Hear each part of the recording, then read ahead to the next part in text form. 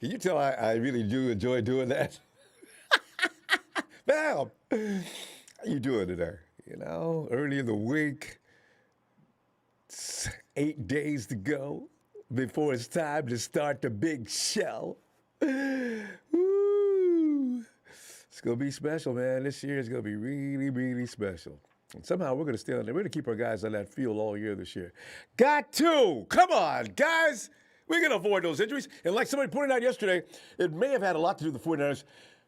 Preseason conditioning it has a bigger meaning for the 49ers than any other team in the league, apparently, because that had to be record-setting madness. My God.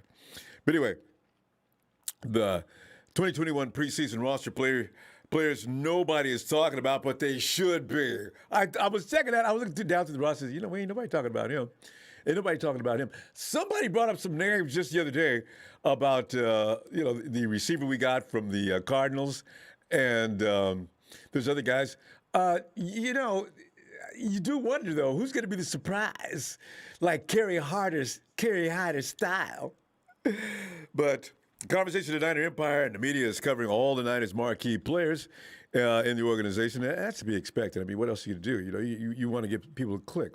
Nobody cares about the guys that are on the bubble. And I always wonder about the bubble. How do you establish a bubble and all we've had is OTAs? Actually, I've not seen anybody on a bubble yet. But you can tell the people that are being favored. Put it that way, right? But as I say, there are those players that little's being said about since OTAs way back in June whose presence could be pivotal in this 2021 season coming up in just a little while.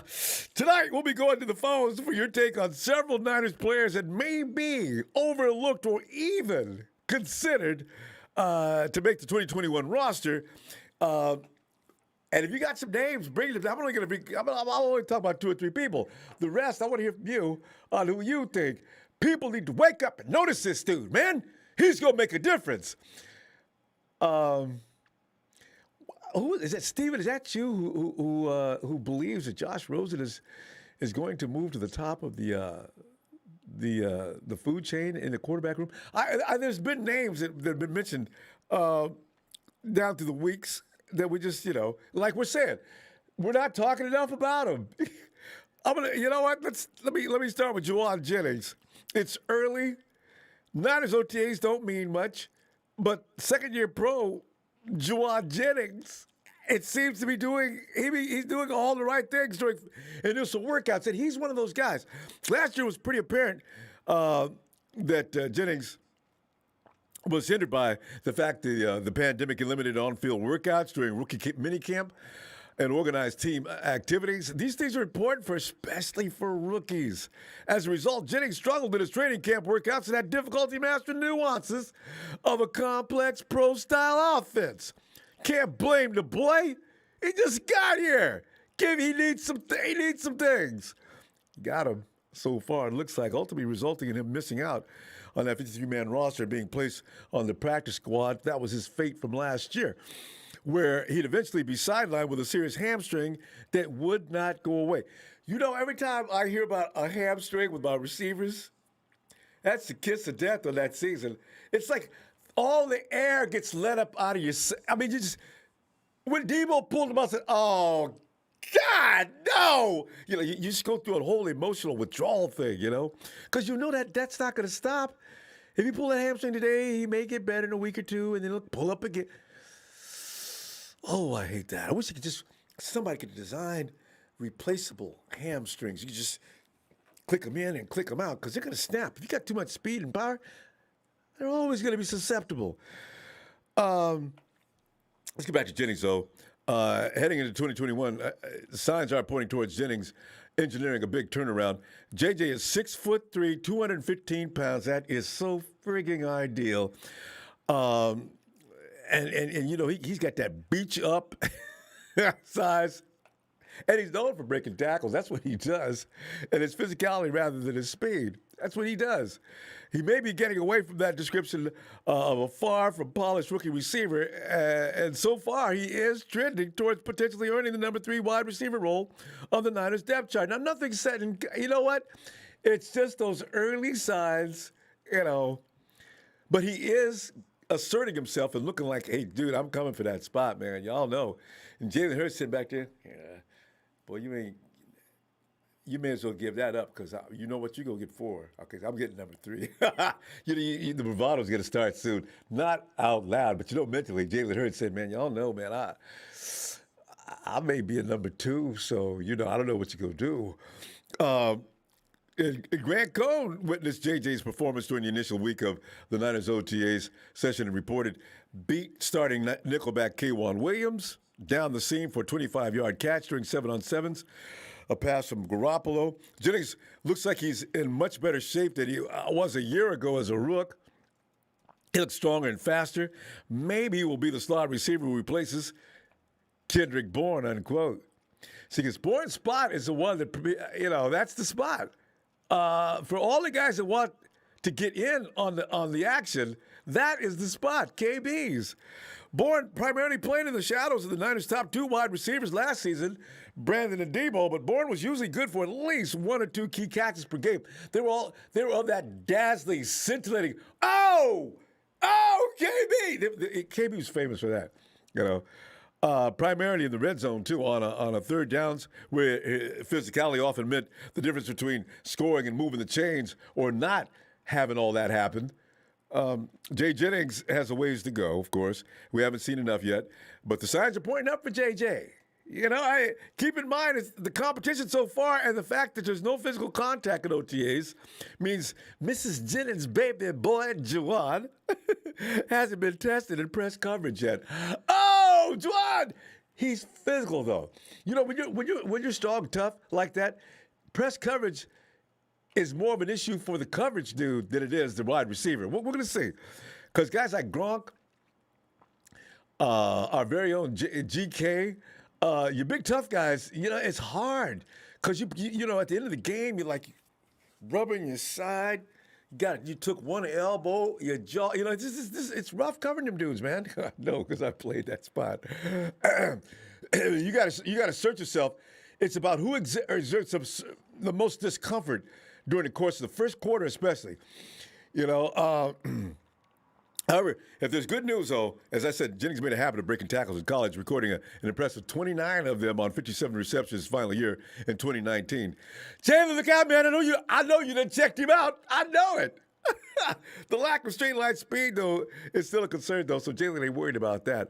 That was one of the things that forced him to fall. I'm talking about JJ, of course, probably to round 7 of last year's draft. But KB wasn't exactly the fastest receiver on the Niners depth chart the last 4 years. So it's not necessarily a mark against JJ, but KB could get in and out of a route like that.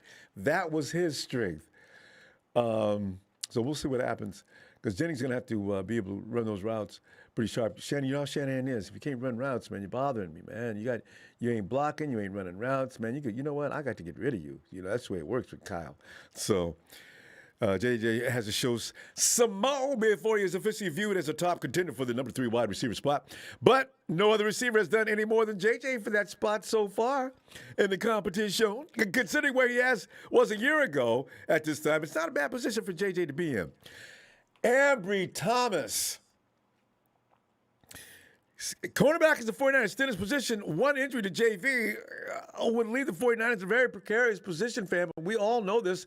We just don't want to talk about it. It's one of those things where if we don't think about it, it won't bother you. But that is the reality of that situation. JV, please, man, don't leave us.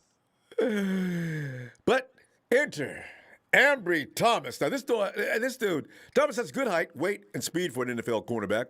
He's 6 foot, 191 pounds, and he ran a 4.37 40 at his pro day.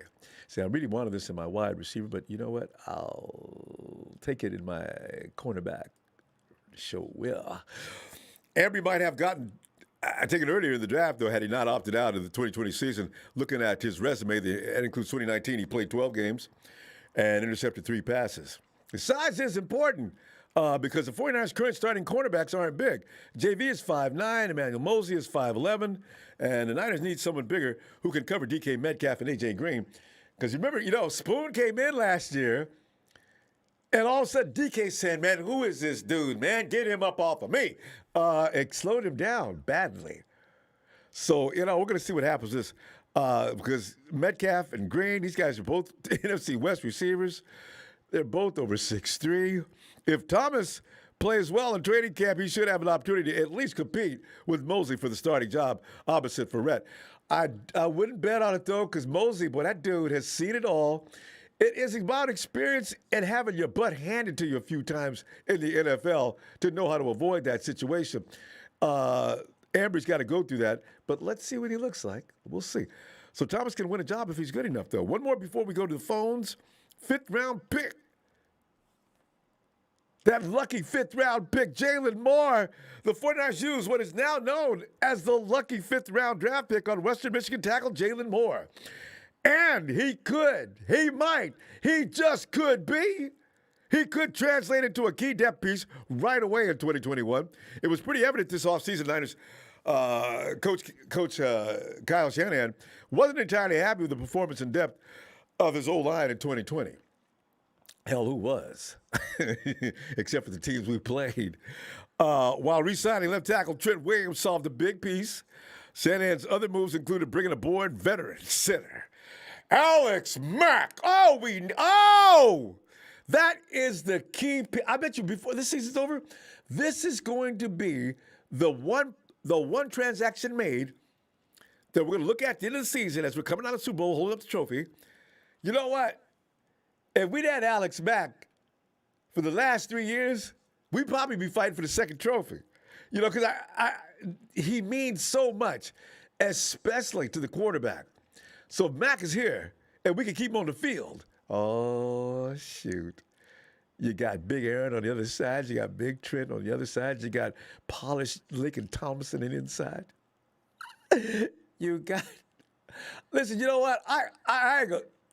Look out for Big Mac this year. I got a feeling he's going to show it out. Because you know what? He's got to be tired of hearing it. He's in his 5th year. He's got to do well this year to get paid next year. Mike Mcglinchey could end up being the MVP of the offensive line. We shall see. And as I say, that second pick on Aaron, that second round pick on Notre Dame guard Aaron Banks, which always Notre Dame, but they put out the offensive lineman. But we're looking good, y'all, and we're looking good at the offensive line. The Niners didn't stop at that, though. They then doubled down on their line needs by grabbing, as I mentioned, Jalen Moore in round 5. See, when you pick up a player in round 5, I already get excited. Because, see, that means we keep having this roll of round 5 picks. The move made sense at the time.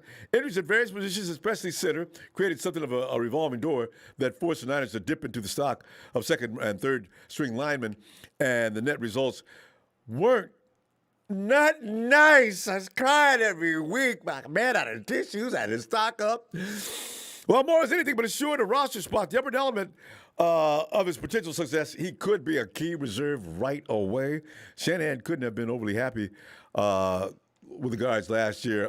Tom Compton and Colton McKivitz. Man, big as you is. Come on, Colton. I understand Tom Compton, but come on, Colton. Step it up. Otherwise, more likely wouldn't have been in the picture had they been doing better. 6'4", 311 pounds. Moore was a 3-year starter at tackle in college, but figures a bump inside the guard at the pro level. And while he was almost entirely pegged as a day 3 draft pick, one scouting profile, real quick, let me go through this, from NFL.com suggested he was pretty underrated. And our scouts pretty much notice these kind of things. That's why we pick up those guys in the 5th round, and everybody else says, damn, that's a 3rd round pick all day. We should have picked him up. Too late. He's a 49er. Let me tell you what's been said about him. The athletic tackle guard prospect who is at his best when he's allowed to play on the move. Who plays on the move? What does Kyle Shanahan like to do? And utilizes athletic ability to create angles, advantages in space. What are we talking? What are we talking about here? What are we talking about here? This is exactly what Kyle wants from his offensive lineman. He's fluid and consistent on play side climb-ups to seal the linebacker and has the potential to help create backside tracks for one-cut runners. Mostert plants that foot, and he's out of here. Why? Courtesy of Jalen Moore. Go! Yes, huge hands and adequate length, but needs to win early with those hands, or he could be overtaken by stronger defenders. He can work on that. We might be able to fix that. If Moore can eliminate his leaning, he has the technique and traits to be competitive as a blocker. I can't wait for camp. A few more days, and the truth will be told. It's the kid, 916. What's good with it? What's up, kid? I haven't seen that name in a long time. Keep striving on him. Hey, he says, Light Empire, Sacktown checking in. Eric Armstead, when you run into him, tell him I said hi. Rod Manor, if Jalen Hurts stays healthy, there's your Niner surprise right there. No need for a show tonight, Rumble. See you Wednesday. You know what? Hey, Rod, have a great I'll see you Wednesday. You know what's so funny, though? Jalen does. But everybody talks about Jalen. We never stop talking about Jalen. That's the thing. Ray Jr., what's up? I believe IU, Kendall, and Debo will be the working horses regarding our receivers. I know Kittle is not a wide receiver, but he will get the majority of the passes.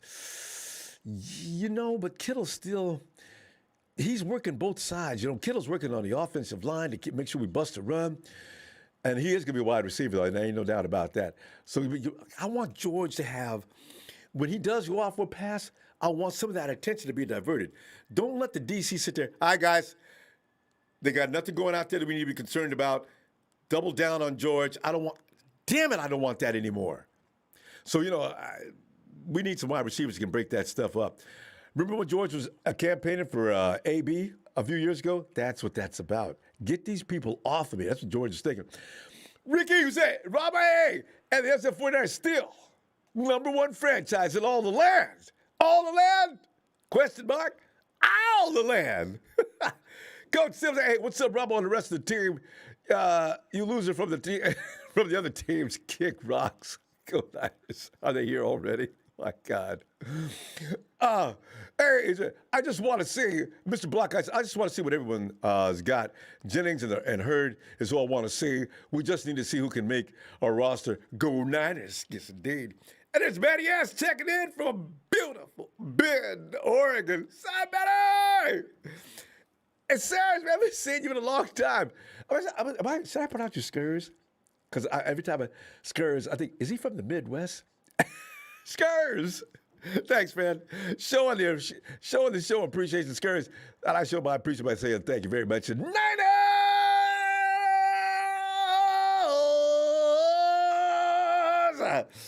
Let me put on my ears. Oh, this is a good guy to ask on this question, too, man. I'm telling you, Coach Tim, the 49er that says I can tell everybody I have celebrated this team for as long as that name. Coach, get in here. Hey, what's happening, Ronbo? Coach, man, you know, we already know who the studs are on this team, but who's sharp enough, and Coach, you're just the guy, too, who's sharp enough to notice that there's some guys on this team that are going to surprise and shock everybody, and we're not talking about them now, but we soon may be. Coach, flash, put that spotlight on them for us. Well, Jermichael Hasty is intriguing, but he's a running back, so. I thought about him, too. I did. Wide receiver, though, I got to say, you focused on wide receivers tonight, right? Can. I just read an article not too long ago about Jordan Matthews possibly being moved to tight end. Mm-hmm. Saw that. And I thought that would be very intriguing. If he can hold up, blocking, that would sure free George up to do some damage downfield. But I think it's got to be Ayuk on our receiving core, and he's the guy that at second year, if he could stay healthy, and that's always a misnomer, guys. If they can stay healthy, big things are coming because we got young kids. You talked about the speed with Watkins, right? Yeah. And he's what is he, 6'3", that guy, or 6'2"? He's pretty Wait, good wait, size, right? Or is he a wait different? a minute. When you said Maybe I'm Watkins, thinking someone else. you know what? Are you talking about the kid we got in camp right now? I don't know how tall he is. Is he tall? He is a I bigger thought he was a kid, though, bigger isn't he? receiver, Yeah, he is bigger. but He's not. Yeah. he's interesting. Somebody else might know better because I haven't really looked at him real closely, and we haven't seen much, because we've only had the OTAs. So Yeah. I got to say, I can't say for sure right now, but Ayuk is the incumbent. I think that is going to break out offensively for us, and a little bit with Steve too, because I mentioned, I think, once before in the comments on a previous show last year that when we picked up Josh Rosen, I thought he was going to be an interesting quarterback backup. He might end up being our top backup, but I think he's got the arm talent. Yeah. But yeah, it's going to be an interesting year. This is my 49th year, like I told you the other night. Hip the couch. I'm feeling something, man, because this team it's lining up to be really good. I mean, our defense is looking good. I think Ryan's going to take them to another level, especially our pass rush. Obicom coming over from, or Ebicom, how you pronounce his name, coming over from the Rams is going to be big because in Ryan's defense, he won't have to read. He's just going to go. And if you watch him come off the edge, both in college and with the Rams, when he got to rush the quarterback, hair's on fire. Man. He looks like it's just as fast as D Ford. So if he gets that first step, look out. That's where he's got to develop his first step. But other than that, and D's working with him on that, from what I understand. He seems to be picking D's brain on certain things, so that could be key. Yeah, I'm looking forward to it. It's going to be an exciting year, I think. It's tough to do evaluations this early, but I mean, those are the couple of things I'm kind of watching, and I love those running backs. I think Sermon and Mitchell are gonna ball out. You might see them do some kick returning too. Yeah, because Mitchell's got that speed. And you know what's so funny, Coach? Because Wayne Gallman was doing a great job with no really good offensive line work. I got a feeling he's going to somewhere assert himself in the days to come. I got this feeling about him. I said, nobody's talking about Wayne Gallman. And I almost put him on the list, too. Everybody's on the sermon train, and with good reason. And, of course, Mostert. He's already established himself as one of the scariest guys in the NFL. So, after that, who's that third guy? And it would have been Jeffrey Wilson Jr. probably easily, but now it's not. So, what's going to happen? I think that's a toss-up, but that's where I would stick Hasty. I think Hasty's gonna show up. He's just got to protect that ball. That jump cut of his, that's fun to watch. Woo! He could get a long distance on that jump. Yeah, he's quick as a mouse, that guy, man, and about the same size. But he's actually pretty buff though. That kid. He's shorter, but he's a stop ball player, taking care of the ball. I mean, you saw Bobby Turner. He was giving Sermon most of the carries, so he's pretty impressed with him already, I think. You know how Bobby is, Coach. Bobby was on the phone with the Bay Area kid running back that went to Bama. That kid said that Bobby was calling him every day for a while. It was like he was on the phone with him all the time. I was laughing because why are you doing that? Bobby, have you gotten together with Coach Shanahan and let him know that's what we want? I'm just concerned about that. Sure. I'm sure he's got input, right? He's an old mentor, that guy. Well, they've known each other forever, right? That's his dad's coach. Going way back to Denver, yeah. Coach, awesome stuff. Always loving to hear from you, too. Especially, man, I tell you, this is a great subject for you to get in on. But we got to go. I'm going to see you midweek as we closer to that time, Coach. It's almost time. How you feeling these days? You doing all right? Love that show. Yeah, doing good. Just getting ready to relocate pretty soon down to San Antonio. Ooh, all right. Be back down Let us there. somebody make it. Okay. Gotta get out of this high altitude. Yeah, and cold. My God, it's got to be cold. All right, all Yeah. right, Coach. On top of cold. Cold You on know, top of we've cold. legendary. Whoa. All right, Coach. Looking forward to All hearing from right. you. Midweek, if you got time for us, okay? You got it. All right, Have Coach. yourself a good night. Good stuff Thanks. as always, man. Love it. Thanks, Coach. Appreciate you. All Take right, care. talk to you later. All right. There he is, Coach Tim. And you'll see Coach Timo. You'll see him all throughout the chat. He's always got coaches. He's a coach. That's why we call he's a coach. He really is a coach. So um, it's the ultimate, the 49ers ultimate report. Hey, John, John. Ronbo. John, I tell you, man, it's getting crazy, man. My emotions are getting crazy, man, because we're only a few days away on that opening day of preseason. John, we don't have to put up with any more gaps, no more waiting, nothing. Now we are in motion. John, meanwhile, who are some of the names that we should be talking about that we're not talking about that you think we should be talking about?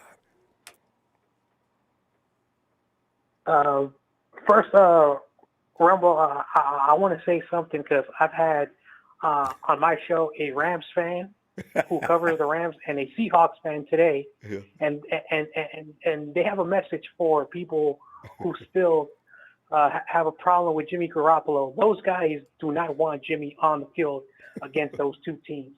I don't know why they're saying that, but Oh, the Rams? it's so funny that they're like, let's put that rookie in because we're more scared of Jimmy Garoppolo. So I wanted to say that as a little starter thing because, that's one thing that, it shows you that those teams are afraid when Jimmy Garoppolo's on that field. But let's go to the Rams and who else? Seahawks. Yeah, because the Rams, Jimmy's never lost to the Rams. They got to be tired of that. I mean, I can see them. The Seahawks won. What do we won? Jimmy's won. It should be 2-2. But yeah. Yeah. So when it comes to as we get closer and closer to the preseason, I'm so happy football season is here after months and just talking about the same stuff over and over again. I really want to see Talanoa Hufanga, because I hear so much great things about him. Of course, I also want to see the corners like Ambry Thomas and Diamador Lenore, because one of the things that our team has a big concern is the depth behind Verrett and Mosley. So hopefully the secondary is basically for me is who I want to see. Versus all the other great players. Of course, Trey Lance is going to be, the big name that everybody wants to see. But I think out of, everyone that we've drafted, of course, everybody wants to see all the rookies. But I think three players I do want to see are the two corners we drafted and Talanoa Hufanga because, so. And the reason why I say that is because when I look at, the depth, the quarterback position, we have good depth now. Because before, with Mullins and CJ, that was not really good depth behind Jimmy Garoppolo. When you look at the offensive line, of course, Trent Williams, he's probably the best left tackle in the NFL. That dude has a big frame, big body. And, last year was one of the guys on the offensive line that was able to play through that tough year. So imagine you give him another year, what type of impact he's going to put on that left side. Of course, we got Alex Mack, and then of course we have Aaron Banks, Jalen Moore. So we brought a lot of depth on that offensive line, and of course the defensive line. That's so much depth right there. It's so much because we brought in so many from the Raiders. Arden Key. So I want to see the secondary. Yeah, we all do. It's just that doom factor. We keep thinking if JV goes down, we're dead meat.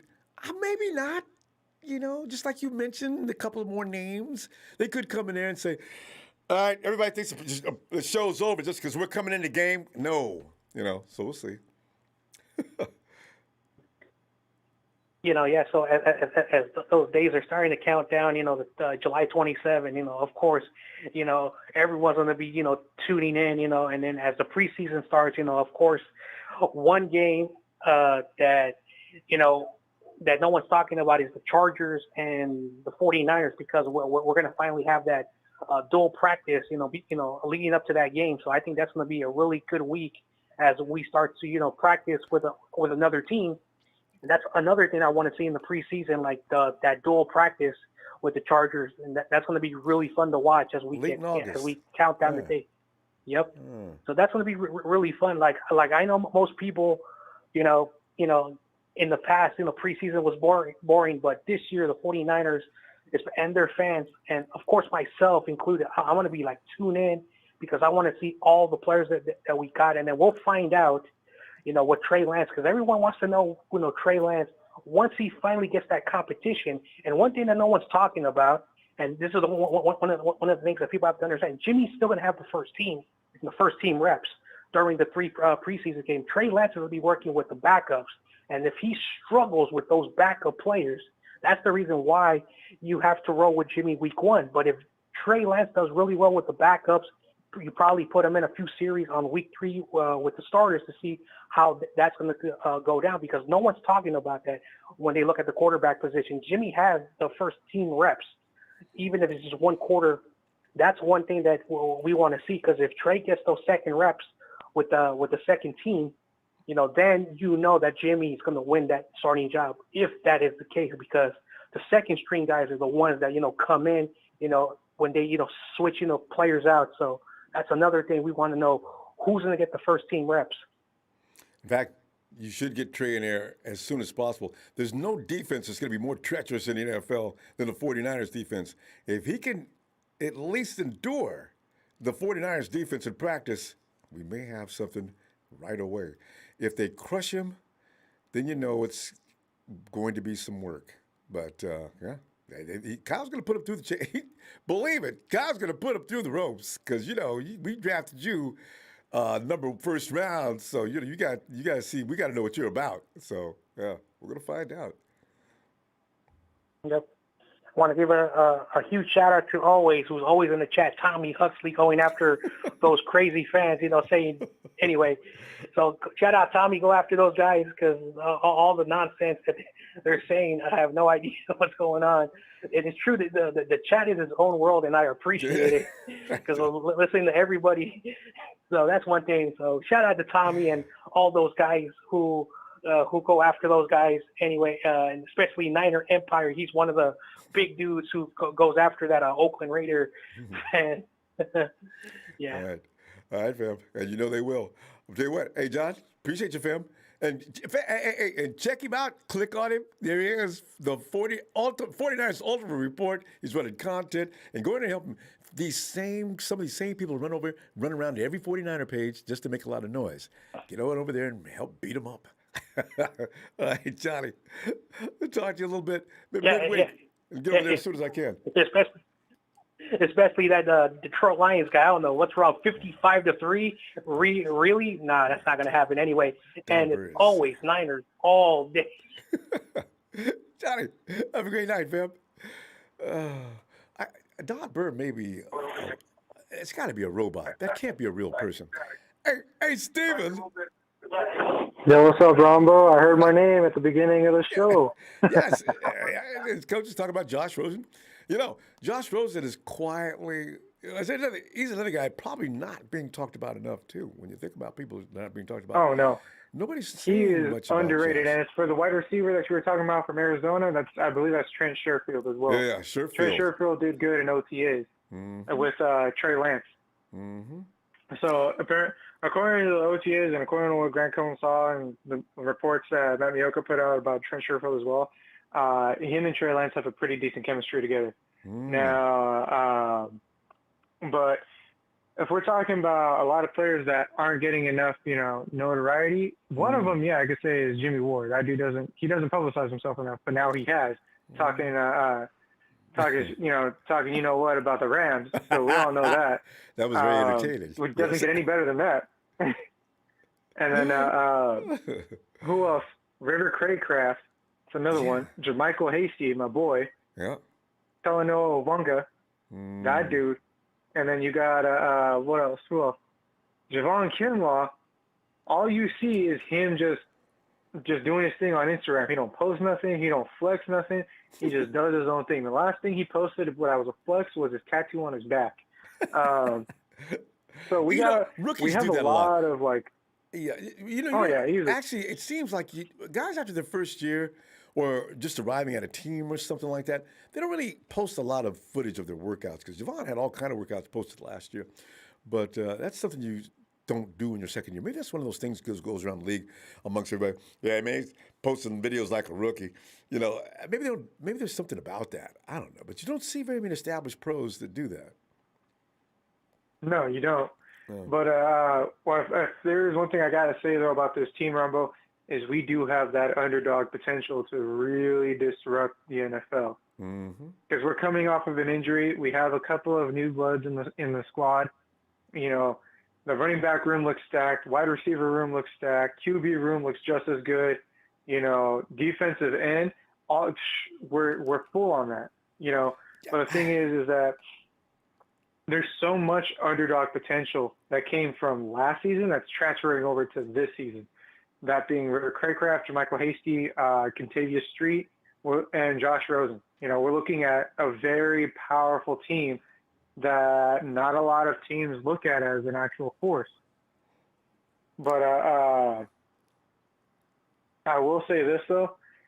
I have a lot of faith in Josh Rosen. If let's say one thing leads to another, like, you know, Jimmy G goes down again and Trey Lance shows his rookie side and like how we all kind of expected when we drafted him and everyone was jumping on the team like, oh yeah, start him week 1, forget Jimmy. If he shows his rookie, Josh Rosen stepping in, and because that man, he hasn't played on the field with us yet, but he's been quietly studying that playbook, watching what C.J. Beathard and Nick Mullins did wrong and going to correct it. I have a good feeling about it. That's a good point. I feel like that's the reason why they didn't play him. You know, that is watching what C.J. and Nick did wrong. Don't do that, and get it right, and you could be in the driver's seat because this is it for Josh. He has to beat Sudfeld out for that third guy. He just has to. I'll be really Sudfeld. No competition. No competition. If you're Ronbo, be in Sudfeld's shoes. If you're in Sudfeld's shoes right now, what would be going through your head looking at a room with Jimmy G, Josh Rosen, and Trey Lance? I got lucky getting over here. I got to find a way to get out of here now. So, you know, because the thing is, Sudfeld, I saw him in that game in Philly, and I was like the Philly, the guy they just drafted last year, I forget his name, but they took him out of the game to put Sudfeld in all of a sudden for no real reason, and even the kid that just got drafted standing looking like, WTF, man? What are you doing? You know, yeah. What's he doing, dude? Sudfeld wasn't doing anything. He looked terrible. So I'm laughing. I don't understand why the 49ers brought him over. Other than we had one of our coaches. That's like the equivalent of taking out Tom Brady and putting in Jameis Winston. Straight up. Like, why would you do it? I like that name for Winston. I'm going to start calling him that, too. Jaime Winston. You know, it's just it. So I think Rosen does win. Most people would bet money on Rosen staying on this team. So we'll see what happens in practice. Now, if he can easily display that big-time UCLA arm like he did at UCLA. Rosen was a bad boy at UCLA. He really was. That has been forgotten by a lot of people due to the fact that he's been shuffled around in a bizarre fashion in the NFL. But that could change. This is how I see Rosen in modern times. I see him as a very, like, he's not a mobile QB like Trey Lance is, but I see him as very much like Jeff Garcia being just an underdog hero against the fans. Mm-hmm. Nobody looks at Josh Rosen and says, that man's actually going to do good. Just the way we did when Garcia was our quarterback. You know, he made it to the Pro Bowl, but nobody believed in him, especially his own wide receiver, T.O. T.O. did, yeah. So, T.O. was drawn to tears by people getting all over Garcia. But, this is what we do with San Francisco. 49er, it's Joe Montana even had his days. It's just that way, See, we're going to go, hey, look, I tell you what, let me see you midweek, all right? I'll see you midweek, Ronbo. All right, Steve. Have a great night. Take care. You too. Bye, Bill. Bye. And let us go to Papa Dragon. Papa Dragon. To the hundreds in attendance and the thousands listening around the world. Let's get ready to rumble. What on earth? What on earth are you trying to stir up here? Huh? All kinds of. What are you trying to stir up? Those poor guys who never get any conversation. They just sitting back there like, "Man, we're just here to clean the floors and wash the bathroom. You know what I'm saying? Why are you wearing pads? Well, I came in as a football player. Now nobody talks about me. You know? No one's talking about Willie Beeman. Nobody. You know? Bob, remember back in high school, even junior high school, remember there was always the golden boys on every team? And, you was that guy trying to make the team. And you always wondered, because you knew he was better than some of the other guys they're talking about. But, they hadn't given you your shot yet. Because his father was a member of this group or related to the Boosters organization. So, at the pro level, that's not supposed to happen, Bob. But it does. Oh, it does. It's like, you got contracts, you got draft pick status. Yes. You got who's ever in the clique. That's the way it works. So, there's cliques on the 49ers, and the clique at the top of that clique is Kyle Shanahan. So, so there you go. It's like, who are his boys? If you're one of his boys, you're gonna stick around a little bit longer than you should. You're gonna make a little bit more money than you should. It's just the way it works. Matt Brady's still got to be mad. Yep. Yeah. Oh, yeah. He's got to be mad. He's got to be mad. Who aren't we talking about? I mean, I heard some good names today. Obviously, Josh Rosen to me is probably the most like Kyle Shanahan. In some respects, he's smart. He's very talented. Where he's not like Kyle Shanahan is that he doesn't. He's just not. He doesn't have a good groove or vibe with players, and that's you think so? Josh Rosen. Yeah. All right, that's his problem. That's exactly what his problem is. His problem is that he just does not relate well to others that are not born into his income bracket. So that's the word on him. No, it's true though. I mean, I read about that a couple of years ago. He doesn't need to play football for money. No, I know cats like that. Do you think that has anything to do with driving some people? It probably does. 9 out of 10 guys. No, it does. I mean, at the end of the day, Jimmy Garoppolo, he's a talented thrower. He's a little overpaid right now. And he's not a good processor of the playbook. And that kind of stuff gets masked by Shanahan. And another guy that was like that was Goff. He was the same way. And what happened to Goff? He got shipped out of town. But it's one of those things that Jimmy has that a lot of quarterbacks in this league don't, is that he has the team. Jimmy Garoppolo is one of the boys, period. Those boys love Jimmy. See, Rosen don't have that. He just doesn't. There's a way he looks at somebody, the way that he responds, the way that you talk to people. He has a way of sitting down while you're standing up and he's still talking down to you. That's what I mean. I've seen that kind of crap before. Who was that you talked to when he first came into the league? And when he was taking instruction from this individual, he sort of challenged it on a few occasions. And that was documented. And I laughed. Yeah. But I didn't really know Rosen was from a family of wealth. And then I thought about, okay. You grew up with that holier than thou thing. Yeah. Well, Trevor Lawrence is the same way, but he's highly coachable and highly likable. There's a difference. You know what I'm saying? It's like some people just have that you can't tell me anything vibe to him. And that's kind of what Josh Rosen has.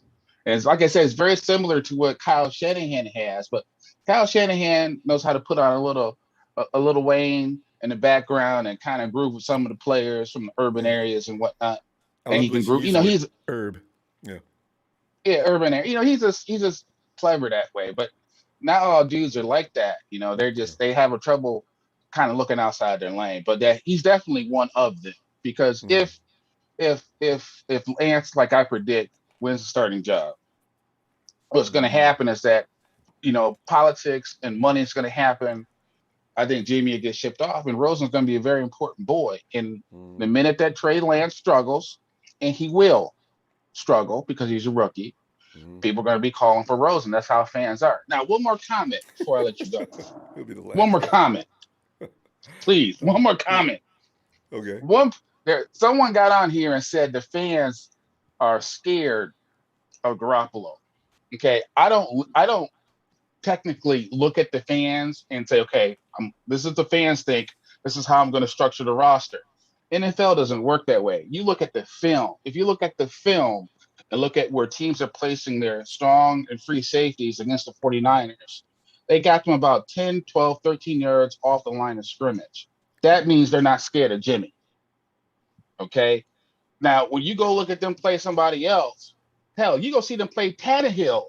The safeties are back 15, 20 yards against Tannehill. Okay, so they're just sitting down on short routes because Jimmy gets rid of the ball quick and doesn't let plays develop. And that's on Jimmy. So point I'm trying to make is very simple. The NFL, Kyle Shanahan don't care about the fans. If y'all think that y'all made him pick Trey Lance because y'all didn't like Mac Jones, y'all crazy. Nobody in the NFL said that Mac Jones was a third round pick, except for all these analysts in the Big Show, right? It was one of those things where you have to sit back and look at the tape. And when you look at the tape, you look at the big picture, then you can see, okay, well, yeah, he can throw the ball when everything's perfect.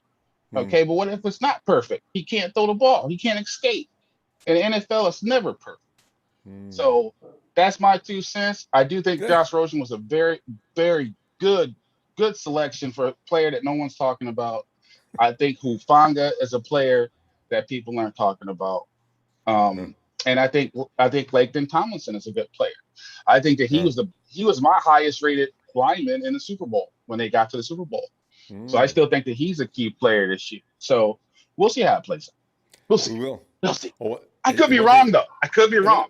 You could be, but it's all right because that's the predictions are made tonight. By the way, I just want to add one thing about Jimmy Garoppolo in the middle, though, and the defense is sitting back because they're not fearful of him. Do you remember, though, Jimmy Garoppolo is one of the best in the league at tearing them up. No matter what they did, they still got beat. You got to remember, Kyle Shanahan designs those plays so that they do what they do. So it's not a bad thing.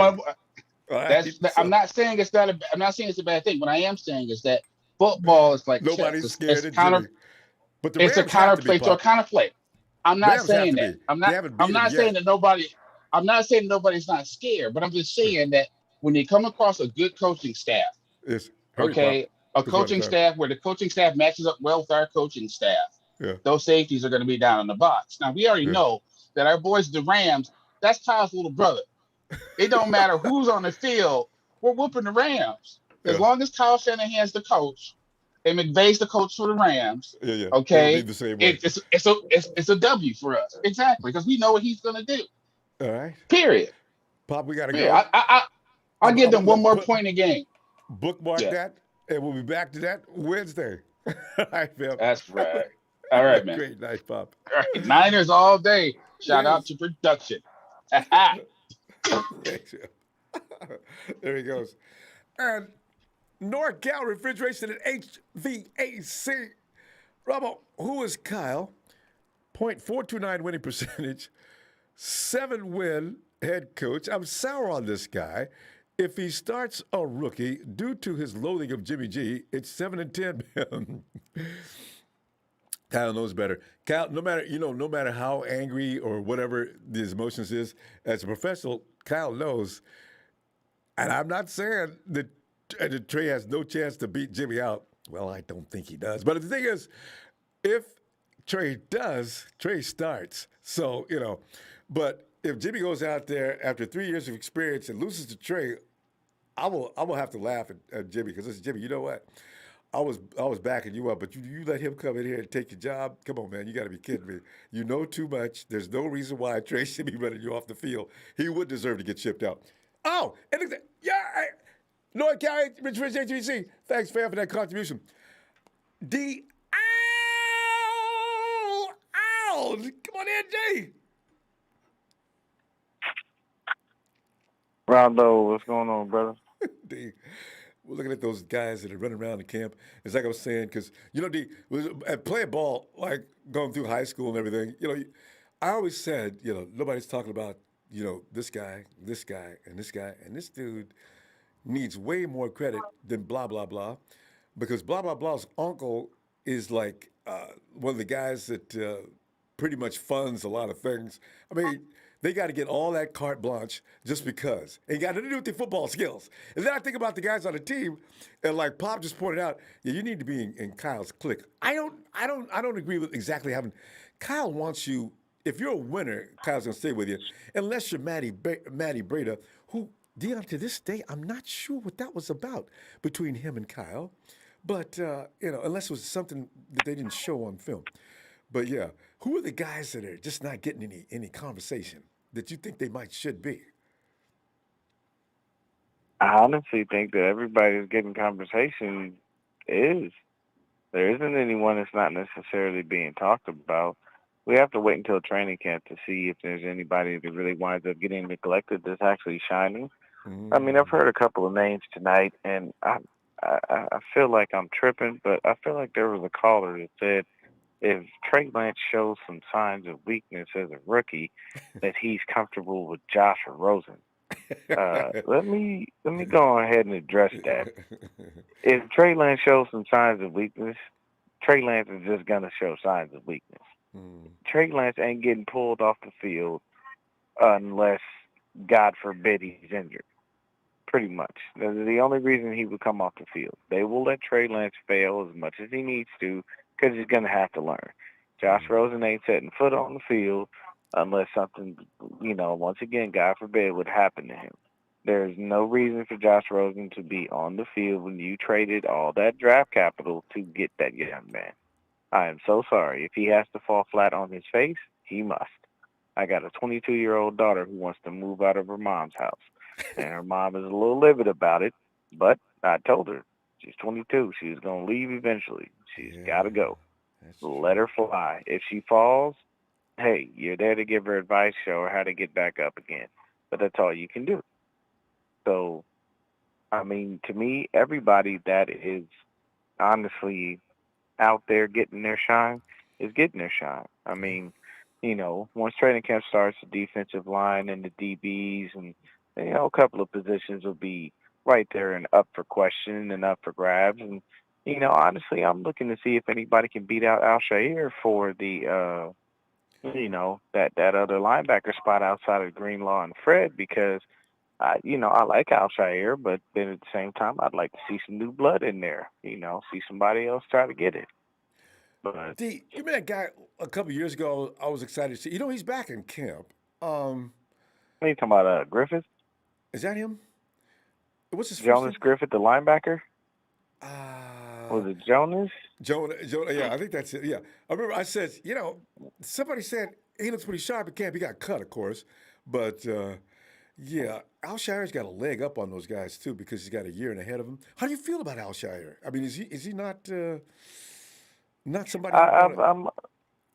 I'm 50-50 on him, honestly. I like Al-Shair, and then I don't, because I don't see, like, the complete embodiment.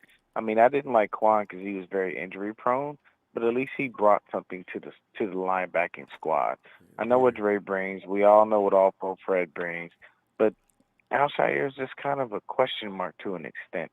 I see him more like a special teams guy rather than starting. To be completely honest with you, I'm not going to lie.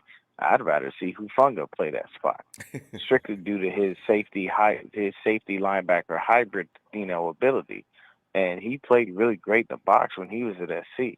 So while a lot of people doubt him, and there have been a couple of articles written about him that have said, hey, it's not, he doesn't look like he's going to make the squad. I honestly look at his versatility. Yeah, there's been one guy said that.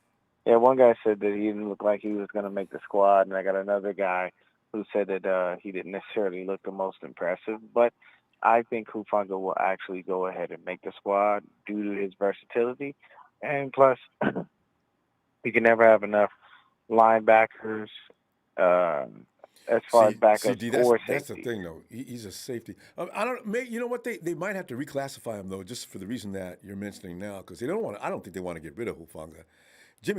Ward already said he makes a lot of plays, so they know he's got potential and maybe just needs some polish. He's already trained with some of the greatest, so they might allow him to hang out, gain some weight, shift positions a little bit. He'd probably go for that anyway, because he's a stinger. You need to keep those kind of guys.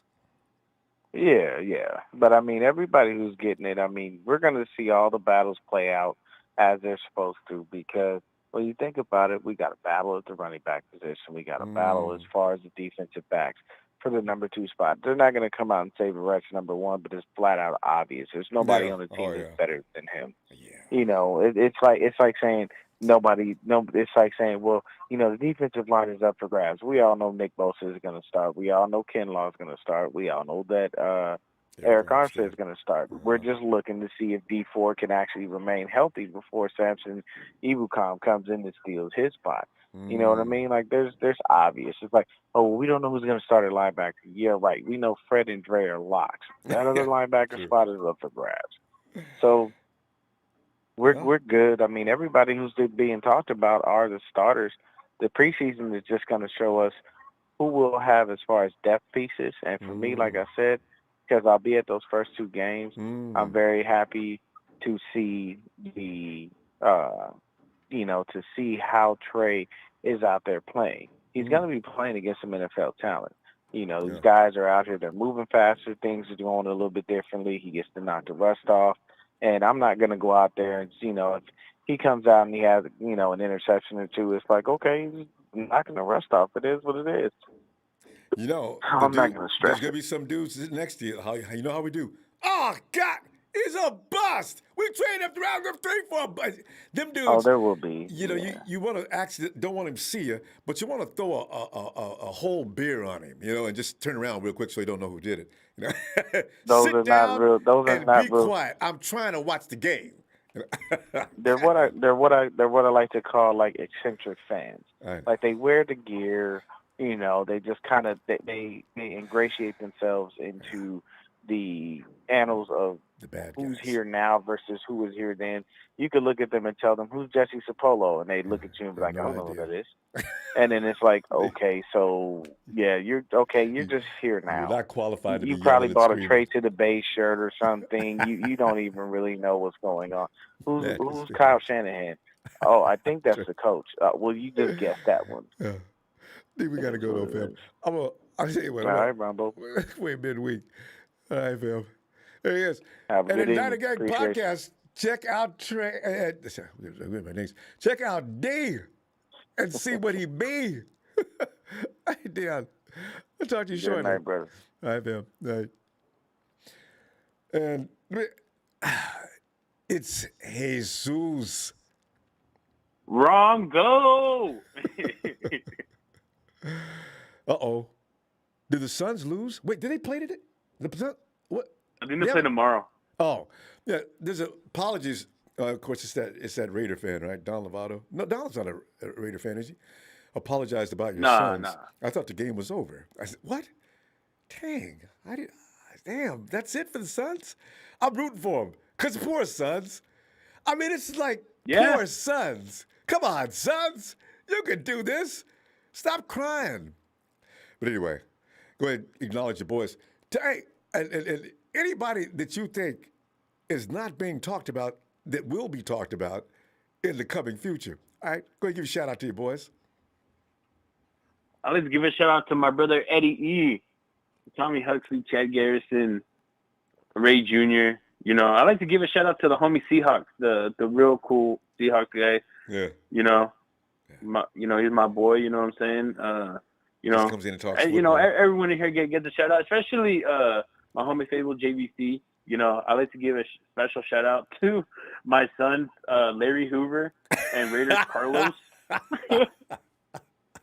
You know what You I'm need to keep saying? your children in It's line. past their They're bedtime. just really bad kids. God. And I also like to give a special shout out to that fake fan Seattle boy, aka Richard Moore. Let's give a round of applause. You know what I'm saying? He always changes his account information, and you know he puts Kansas City, the Cowgirls, and all the other thing. You know, I don't know if you guys haven't spotted it yet. You know what I'm saying? Or you know, he's our biggest cheerleader in here. You know. Hey, so you just exposed him, which is always good. I always thought people would do that.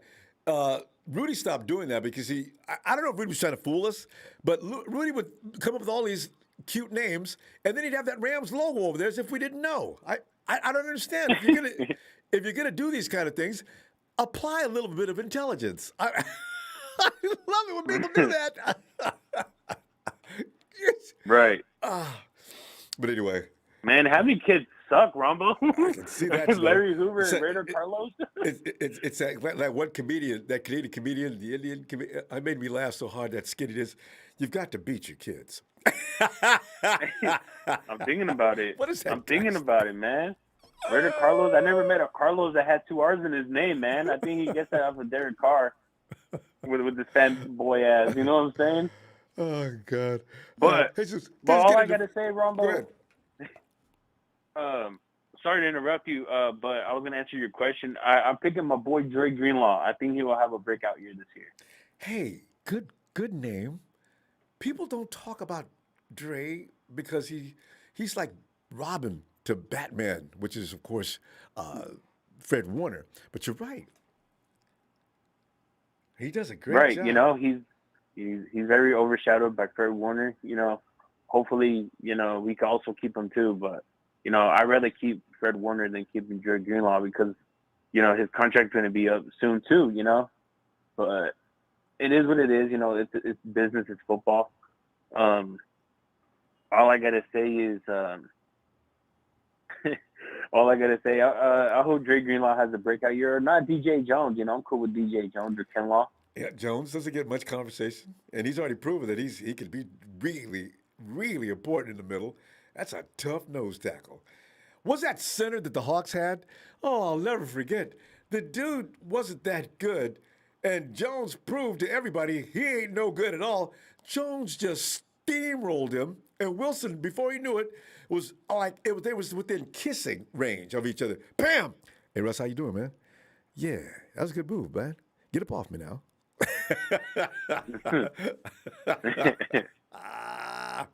That's hilarious. Right. So yeah, DJ needs more. He needs more noise behind his. That boy can play.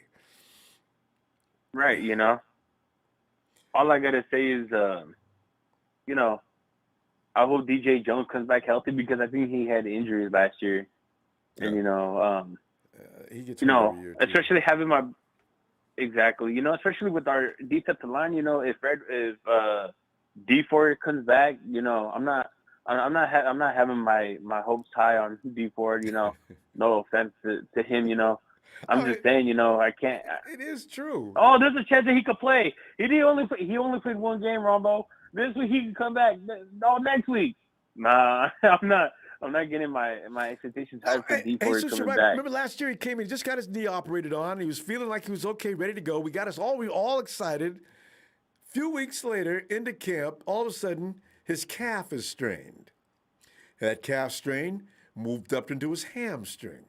From the hamstring, it moved right on up into his neck. And you're starting to think, okay, he's going to run out of body parts soon to hurt. So I guess we can figure he's not going to play. Okay, well, we got it. And that's exactly what happened. Right, you know. Yeah, exactly, you know. But if he comes back and we have Eric Armstead, we have Kinlaw, we have Nick Bosa, man, our defensive line is going to be phenomenal, dude. Yeah. You know, especially with having all the talent around that we have in our defensive line. Our backups are really good, you know, especially the guy that would be Sosa, you know, the guy that picked up from the Rams. Yeah. You know, so, you know, we have a ton of talent, you know. So all I got to say is, you know, if our boys are healthy, defensive line Rumble, we don't need to have the best corners in the game because our defensive line is going to help provide that pressure for the quarterback to provide all that mistakes that they make in big moments. Yeah. And that's what our defense is known for, especially, you know, Especially with Ward, him being really good. Verrett, looks like he's getting his growth back. We have Juan Williams back. Mosley. So, I'm really looking forward to this year. I think our defense will be still in the probably top 10, maybe 7 around there. Our defense is really good. We ended up, weren't we number 5 last year? We ended up finding the rankings, PFF. That was amazing. And you saw it every week, but we just couldn't score any points. But you did see it every week. That defense wasn't getting beat up. We got beat up one time last year in that Miami game that nobody's ever going to forget. But otherwise, shucks, man. We were right there. All we had to do was score. Right.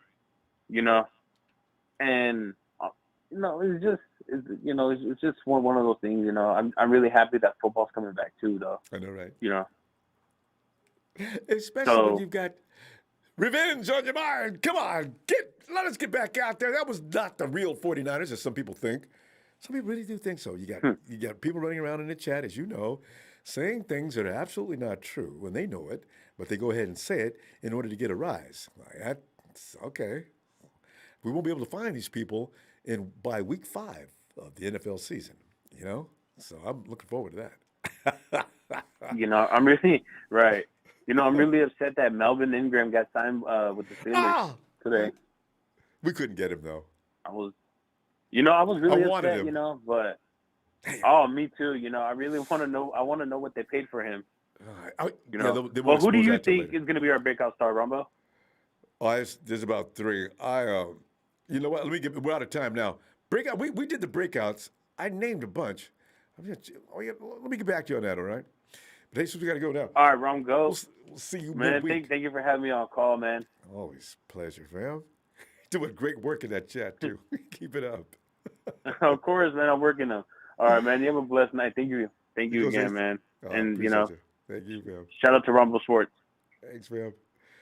There goes Jesus, one of the chat Niner ninjas.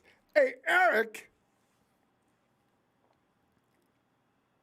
Okay, I'm entering the maintenance. Go, Rumble. Can you get back to me? Yeah, we can do that. Okay. And hey, Rick E. Rumble, it's a damn deal. People's champ. Hey. I'll tell you what, Rick, we're having fun with this tonight because the fact of the matter is, anytime you start looking at players that aren't getting enough conversation behind their name, it will always draw a pushback, Because Josh Rosen, he's like, poor Josh, he doesn't say anything or do anything to really get himself into trouble. But I wonder how people really feel about him. I feel sorry for him because he had to start off in the wrong organization with the Cardinals. Then he went to Miami. They gave him a few weeks, and then before you know it, he lost that job. Then he goes to the Tampa Bay Bucks, and they put him so far down on the depth chart that probably somebody saw him walking through the locker room and said, "Hey, who are you? How'd you get in here?" "I'm Josh Rosen." "Who?" I feel bad for him because that guy's not as bad as it appears, I don't think. From what I saw him at UCLA, he can play. I don't know what's going on with him. But he's one guy that probably doesn't get a lot of conversation because he's going to beat out Sudfeld, I would assume. But Ricky, more importantly, who are you thinking that's not getting the conversation he deserves? I think the person that's not too much in the conversation and definitely not getting the amount of respect that he deserves is going to be your right-hand man right behind you, number 10, Jimmy G.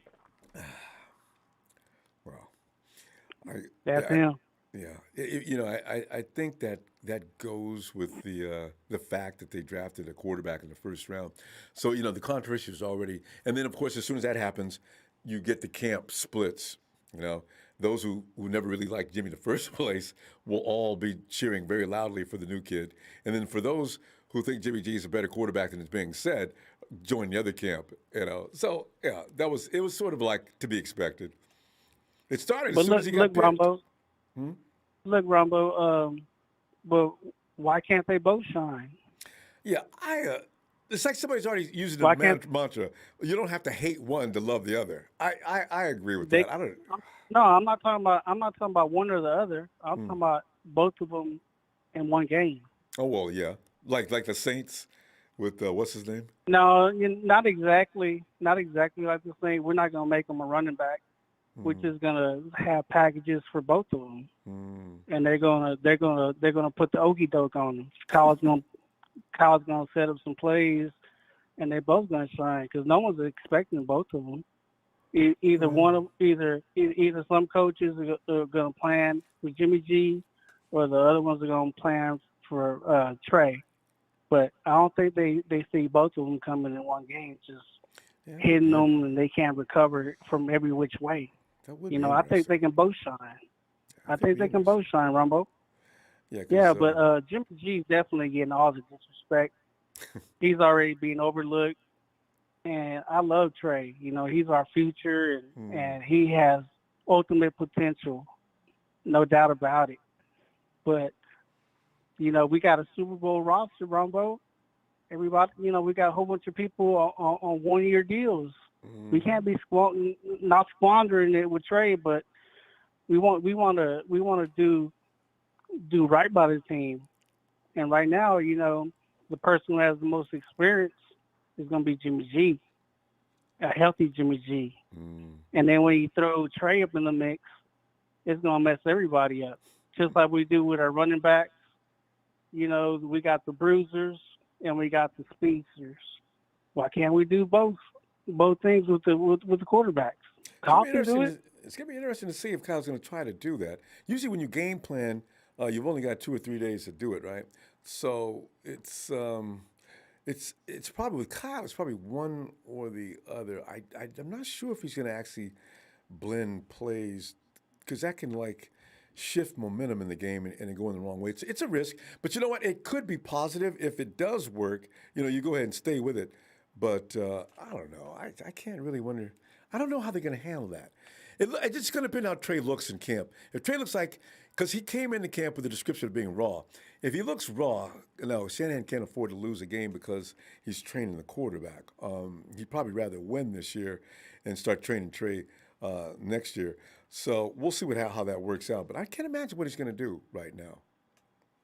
You want to ease them in, though. You want to ease them in and certain, definitely against those lame Lions, Maybe week one. As long as he doesn't get God. into a situation where he can hurt himself. Like if Trey gets in and makes a couple of mistakes right off the bat, you don't want to ruin his confidence too in that fashion because too many quarterbacks have come into the NFL and they were just awesome in school and they came in and lost confidence and started to go downhill. So Kyle's going to have to pick those moments carefully. Hopefully Kyle's sharp enough to know when to do that and when not to do that. So we'll see what happens. Yeah, I believe so. And plus Trey, I believe he's more. He's a very mature young man, so he's gonna know. He's gonna know what it is, and I'm pulling for both of them, Ronbo. But you have to. They're both if I gotta 49ers. pick one this year, I gotta go for Jimmy G, man. Yeah. I gotta go with the G thing. Yeah, and also Jimmy. When you look at a player that Jimmy G knows now that he's going to be going somewhere else. As I said, I've already put myself on the line. Jimmy G is top 5 quarterback through the first 6 weeks. Why? First of all, he's motivated. He's got years of experience in his system. Everybody around him knows how to play fast. He's got a great offensive line. He's got legit receivers for the first time since he's been in San Francisco. He's got more than 2. And this year I'm gonna be. You talk about chest beating. I'm gonna be going nuts. I said, told you, man. I said Jimmy G can play. He just needed a better situation. This is going to be his year. I'm looking forward to that. I'm telling you, because he has the O line too. Alex Mack is up in there. Yeah. We got big backs up in there. You got sound running backs. So it's not. Yeah, we got plenty of running backs. Play action is going to be. And then we got the equalizers. Absolutely. Yeah. So I'm pulling for G, man. He just don't get enough shine. You got to do that. And if G's doing well, we winning. So, That's Ricky, right. That's what we all want. Rick, we're gonna run out of time. Production's getting all over me, so we're gonna see you. We're gonna see you Wednesday, okay? It's all good. And Ronbo, shout out to you, the people's champ. And a shout out to D Ford and Jalen Hurd too, man. Yes. Y'all hit them likes. Hit them likes. Hit them likes. Hit them likes. Ricky. Later, appreciate fam. you, fam. Talk to you later. Yeah, Jalen Hey. Hurd. Oh, man. All right, Ricky. If Jalen Hurd plays this year, my God. And there's Seahawks. The Seahawks fan that comes in and talks football and not trash. You got to love him. He says, I don't like things I don't agree with. This is the thing most people do, right? But Seahawks fans got tongue in cheek, and that you can tell. Coach Timo says, thanks, Coach, for the contribution. This is Ronbo, my brother from another mother. Meant to get this to you last podcast, but got off quick on me. For my 49th season, you dig your talk game, sir. Keeping it going. Go 49ers. Ronbo's out of the 49ers chat. Super fun. Coach, thanks a lot. For coming from you, that's golden. Appreciate you, fam. Love it. Hey, here he comes. Ice, baby. Too cold. Ice. Hey, what's up, dog? Ice, man. What's happening? Sit back here throwing it down on guys that may be not being noticed, and nobody's talking about them. They're just in there as camp fodder and will be given the door in about, Well, they you got know 4 what? I'm gonna weeks. tell you something. They got to prove something in 4 weeks. They'll be back. Oh, yeah. 4 They gotta weeks? leave. Yeah, that's true. Take this out, dog. Holla at you. One love. Happy to talk to you. You know what? I'm going to say so. Everybody doing all this talking, at the end of the day, this is what they know. I know what he's going to do before they even think about what he's going to do. Okay? He knows Trey is not going to start. I don't think so at all. He's not. You know what I mean? Because if you look at the way the Niners got everything set up, they got it set up for a reason. Because they know for a fact that Jimmy is going to do what he needs to do. Trey, actually, by him drafting Trey too as well, that little flame on his butt too. You think? Oh, God, big time. It had, yeah. Yeah. I mean, I'm talking hot. Yeah. See, because there's always going to be a lot of expectations with young quarterbacks. You know what I'm saying? And what you do in college, what you do in the pros is two different animals. Okay? Now, of course, the expectation is him to do great. Of course, they wouldn't do great. They wouldn't have drafted him. They didn't think he could do great, correct? I hope so. Right now, yeah, of course. You know what I'm saying? For them to trade that much down to get him, yes. The expectations are huge. But expectations are always going to be there. Always. You know what I mean? At the end of the day, it's what you do on the field. Forget all the talk. When game time comes on, you put the shoulder pads on, all the talk is over. Period. At the end of the day, all the talk is over. Because you know how many people will sit back and say, "Oh well, he had a bad game," but that's just part of being an athlete. Yep. Every time you go on that field, every play is not going to go you plan. Sometimes plays get broken, sometimes they don't. I should play against some of the best defenders in the game. This is what people never think about. Exactly. The offense is supposed to do everything. Nobody's supposed to stop him.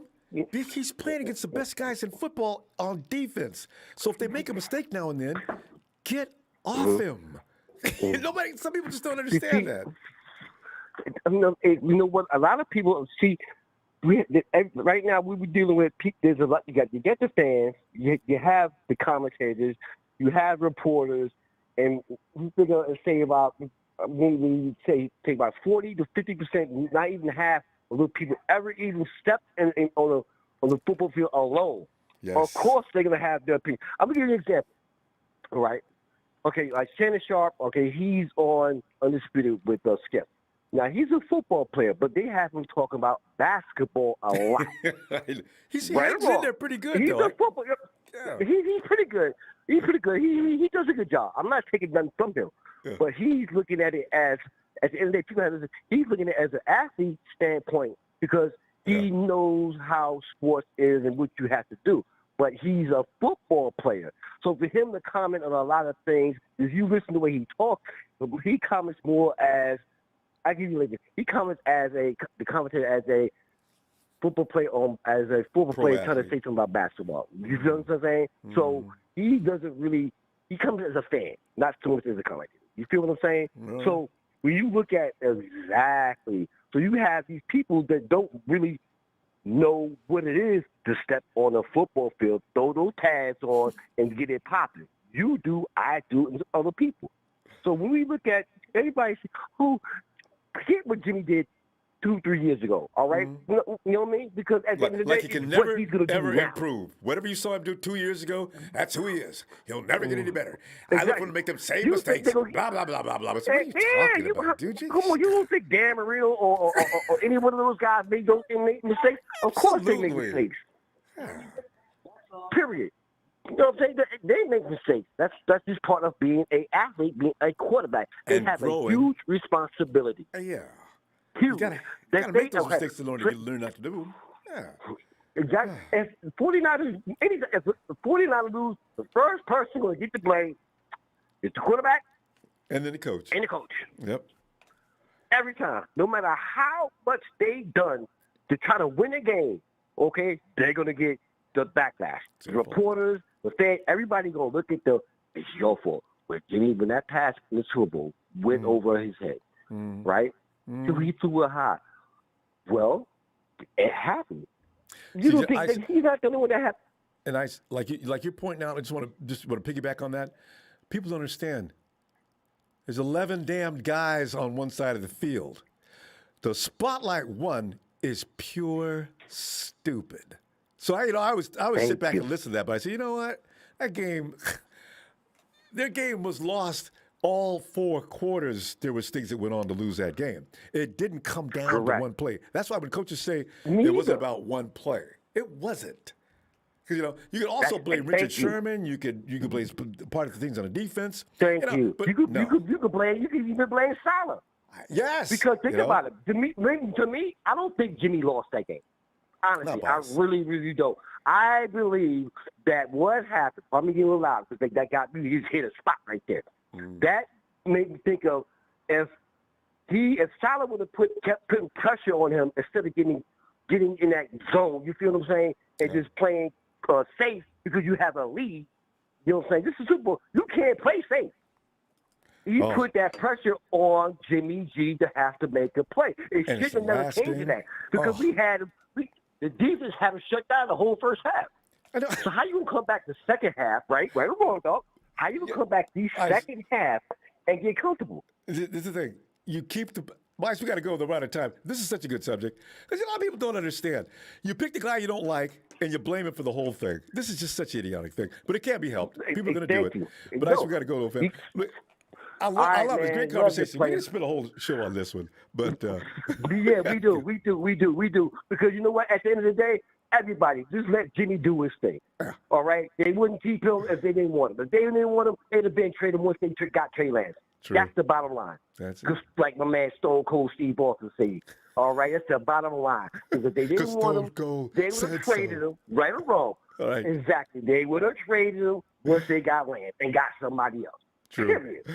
All right, nice. All right, I'm gone, man. Hey, fam, appreciate I'm a holla. All right. Have a great day. Looking forward to Wednesday. You too, man. Get back here. Be Wednesday? looking for you. All right, man. Wednesday. Go up, baby. All right, man. Bye-bye. So we sometimes the subject's so good, but we only got a certain amount of time each person because otherwise. Hey, Eric, coming back to Eric. Eric. Hey, what's up, Ronbo? Eric, man, we're sitting here looking for guys on the unsung heroes. Yeah, it's funny to call them unsung heroes because they're guys that are just trying to make the team, possibly. But I do wonder, amongst all those guys, and if you look down through the 49ers.com and you see all the names, most of those guys I've never heard of before. But then there are those guys that have been kind of hanging around with us for a little while. And you wonder, somebody mentioned Dre Greenlaw. Dre will never get a lot of noise because he's playing with Fred Warner. Dre's a great football player. But as long as Fred's on the field, Dre is Fred's sidekick. So nobody talks about him too much. And then you look at our secondary. Mosey probably a guy I should have mentioned too. We talk about Mosey as if he's like Well, he could be if we could just Ambry can beat him out, you know. So, but what are there any guys that you think could and deserve more attention, more positive attention, or expectations of him shocking people coming into camp this year? I don't know. I mean, I got one person for sure. It's Mike Mcglinchey. I think him bulking up a little bit. Yeah, nobody's talking about Mike these days, too. That's true. I mean, he was one of the best run blocking right tackles in the league. So if he just bulked up a little, maybe it helps out his passing. He just has to be decent at it. It's not like he has to be, you know, that's Jimmy's. You know, it's not like he's playing Jimmy's blind side. Yeah. So I mean, it's perfectly fine. And if Trey Lance ever comes in, then I don't think it'll really matter, you know. And the other person I think is going to be really good this season is Javon Kimmel. I have him hitting double-digit sacks. Yeah, we don't talk about him. We don't, do we?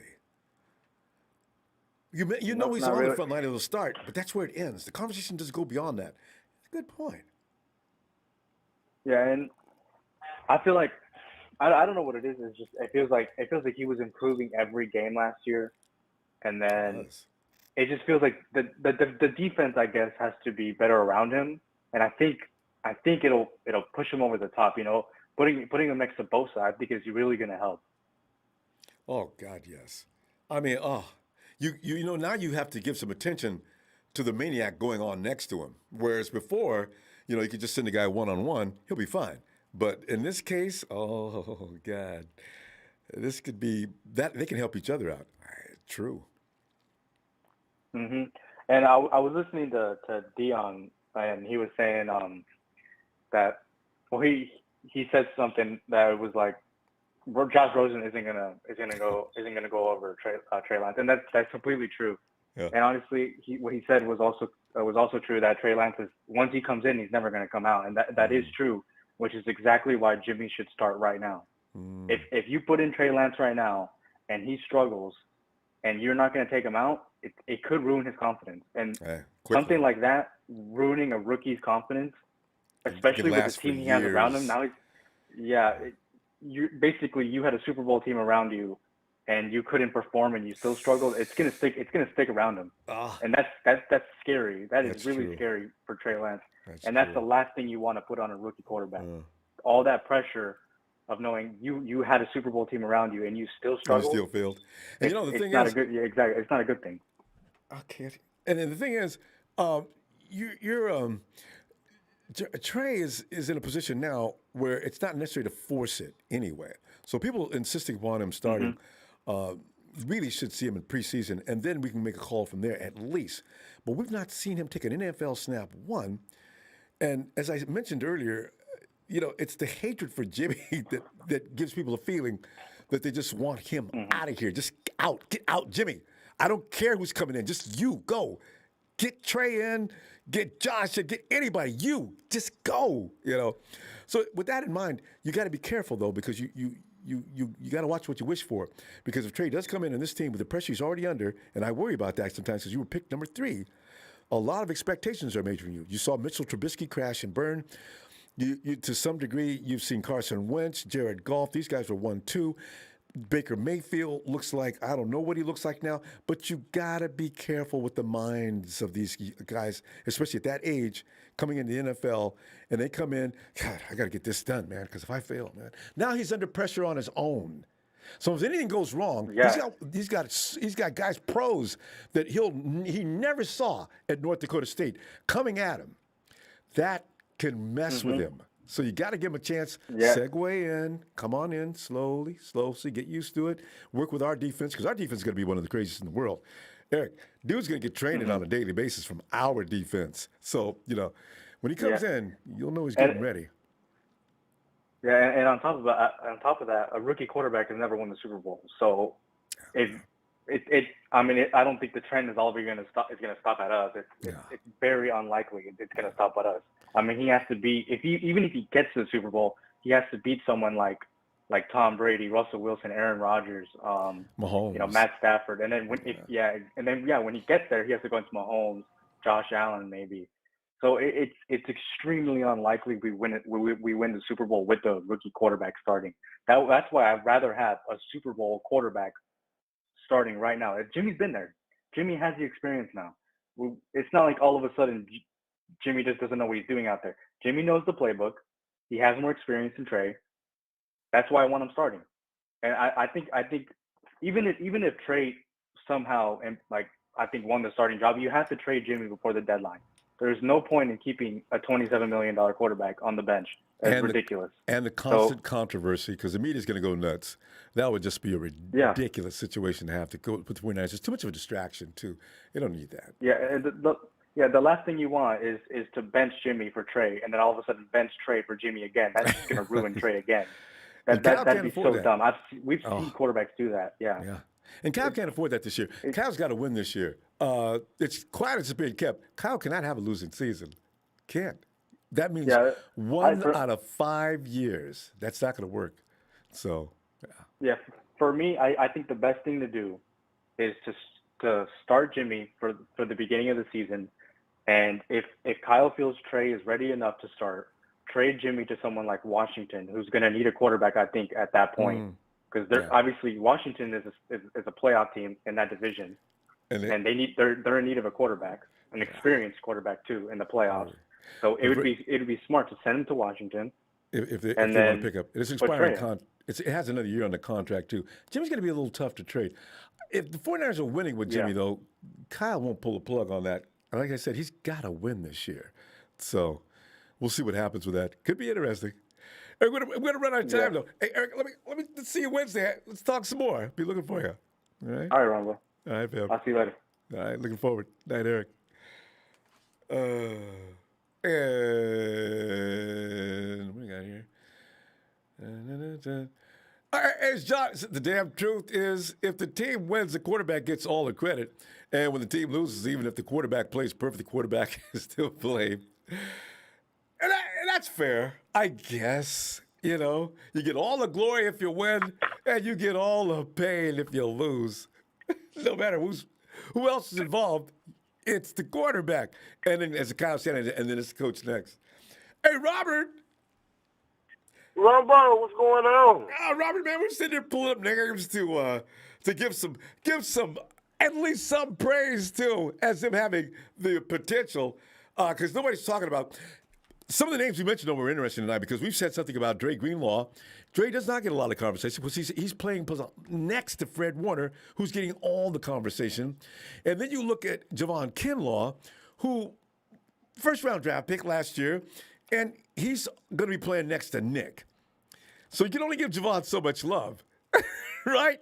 Because Nick is the undisputed kingpin of that defense. And how Nick goes, the rest of the defense is going to go in that frontline defense, right?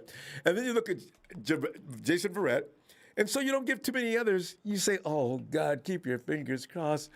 Oh, Jason goes down with dead meat. That's disrespectful. That's disrespectful to everybody playing in that secondary. But we do it anyway. Right. Robert, what are you thinking? Anybody you want to mention that deserves more credit? My breakout player, Javon Kimmel was my breakout player. So I'm pleased, that's my guy. He's not being talked about much, and it always was about his mediocre performance. But I took my hat off for him to play through the circumstances that he played through last year. Didn't have a training camp. Really didn't get much training. He just walked into the NFL and he was played every game. Yep. So I think we undermine. He's been undermined a lot because, of course, he didn't have Nick Bosa on the side of him last year. And that's kind of the sad part about it because when he plays good this season, mark my word, a lot of it's going to be contributing to. You're right. And that's not fair. What I'm saying? That man's worked on his craft. I'm calling. You heard me calling now. Bosa's gonna get the credit for a lot of stuff that Kinlaw may be making his job easier. But hey, I was getting ready to say I was getting ready to say, Kinlaw's in his second year. He could be making life a little easier for Nick. Because if you go double teaming and triple teaming Nick like they did in 2019, Kinlaw's going to go nuts. That's guaranteed. And yep. So, but I kind of wanted to touch on something I heard a couple callers back about this Pop Warner style Little League football of having Jimmy G and Trey playing the same game. Yeah. Stop it. This is not Pop Warner. These are professionals. I don't see that happening. Like, either, respect the other players on the field, the teams we play against, And I want to put something on people's mind about, okay, we've complained about, like, it was all about Jimmy getting merged into the offense and being able to, extend, to run the whole playbook. Not, the first year when he first got here, it was a limited sample of the playbook. Yep. And he's been here. We're expecting the whole playbook to open up. And we got all these people, on one-year deals and contract negotiations going to come up for them in the next year or two. Like, if we go to trade, we would have to go back to a simpler offense that wouldn't benefit our receivers. So what's the point of having these better receivers if we're going to go back to passing the ball a -2 yards and letting Debo, how many times we're going to run misdirection, we got to play football. That's such an excellent at the end of the day. It's such an excellent point. And I thought of that a long time ago, but some people don't want to hear it. That's so true. Yeah. The Who team would want to plays resign fast. and come back here Yeah. and you keep playing, people want to play.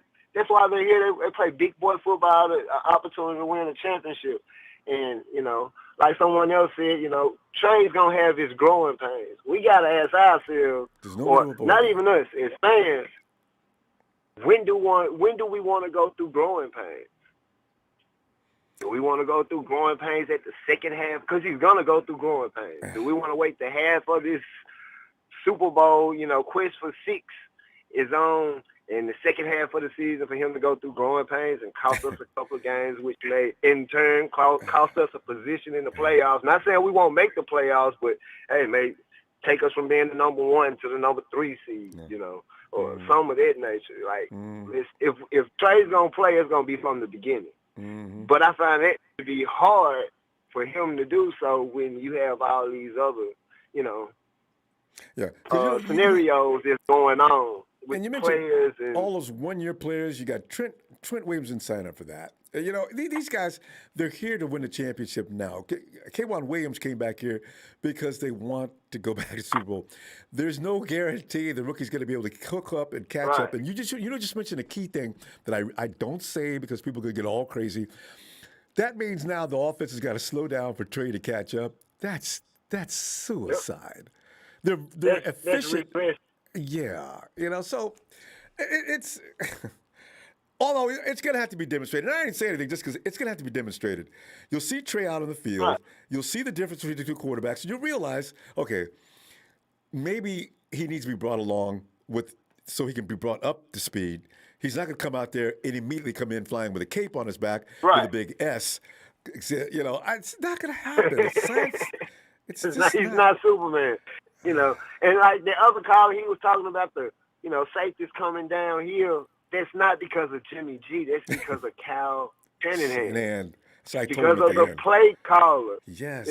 They're coming downhill because they know the play caller. And it might be that Cal's not confident in Jimmy, but it's not because of Jimmy. Because at one point in time, I hope these same people realize that Jimmy was in the top 5 in 20 yards air passing yards. He was one of the best quarterbacks in 2019. That's always...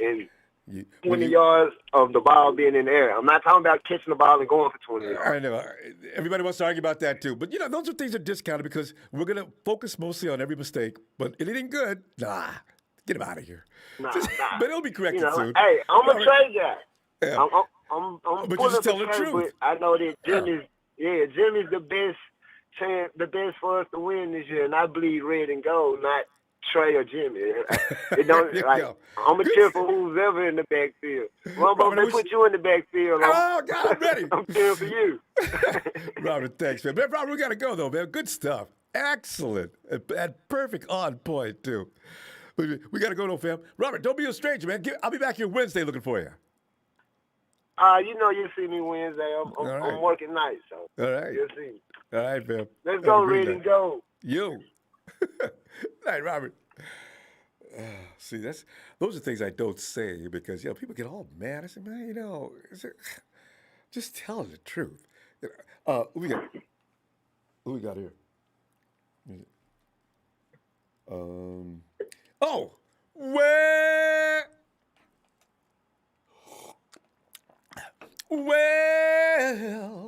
it's a big show.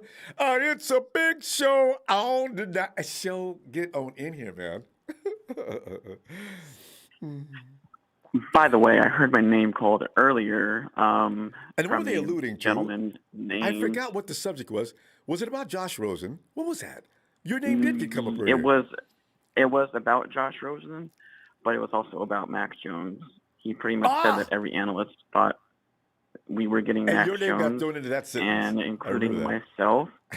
And we all but agreed on everything, which is a rare occasion. And I'm fully confident in my analysis and prediction in the draft this year that Kyle Shanahan was seriously considering Mac Jones at number 3. And the truth If he will come wanted out Matthew Stafford, sooner or later about that. if he wanted Matthew Stafford, I am fully confident and fairly certain that he wanted Mac Jones at number 3 and was overruled by John Lynch and the scouting department in choosing Trey Lance. So let me ask you a question on that subject because I'm dying to know. Here's the thing. All right, we got a quarterback that can run. Do you think Kyle is going to let him run around? Kyle is still a slave to his own. I wonder if Trey's going to be allowed to run around. I think there's going to be design plays where if a play breaks down and Trey starts running, I wonder if Kyle's going to be okay with that. I really do because Kyle, just like you're saying, he likes your Matty Ryans. He likes your Mac Joneses. He likes it. This is what his boy over in Minnesota. Those are Kyle Shanahan quarterbacks. Kirk Cousins. Kirk, I'm just wondering, is Kyle really going to change his stripes overnight like he's doing? Was this his idea? Or did he really want Mac Jones like you're thinking? And they made him pick Trey. I don't mean to change the subject, but I'm trying to rebut my selection in the draft this year. But I think to some degree he will let Trey run. But when your quarterback has the ball in his hands and starts running, he becomes a running back. And you know what defensive linemen and defensive ends and linebackers do to running backs from over this? They go straight for their legs. And do you think Kyle Shanahan wants his quarterback to be injured again and go through all of this all over again? I don't think so. So I think it's going to be. Remember RG3? I think he's going to. I think he's going to restrict Trey from running. I mean, he'll let him run, but not runs. very often. Yeah, design runs where he's got his blockers out in front. But as far as just busting out the offensive line and start finding his path down the field, I can't see Kyle Shanahan really condoning that. No. We'll see. Especially the hell we've been through with the quarterback not being there for only one season. I don't think he's going to let that happen again.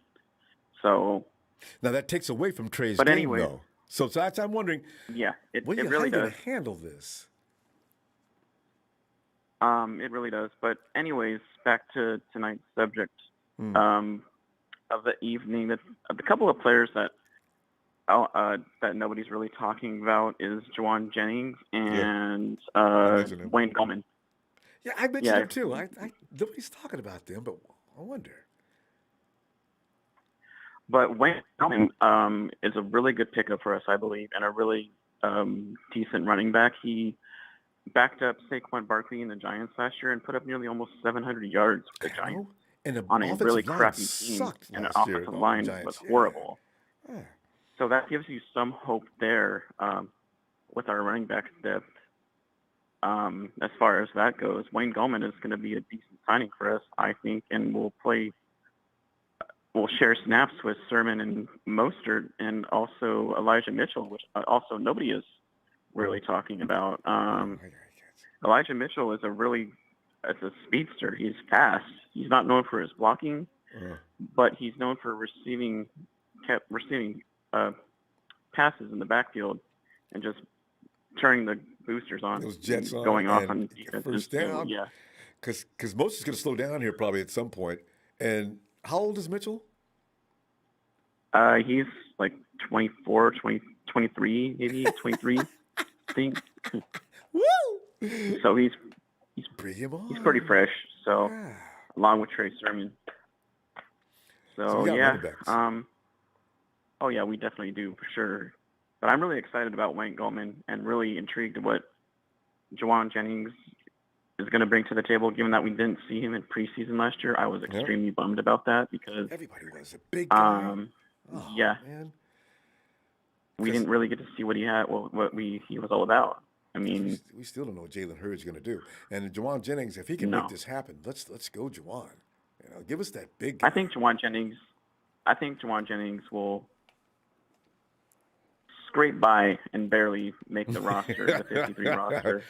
You know, that's fine. Just get on the team, get some reps and get better.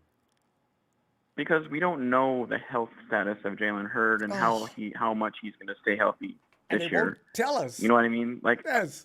Jawan Jennings will be an insurance policy piece and will be most likely the 7th receiver we'll be keeping on this team this year.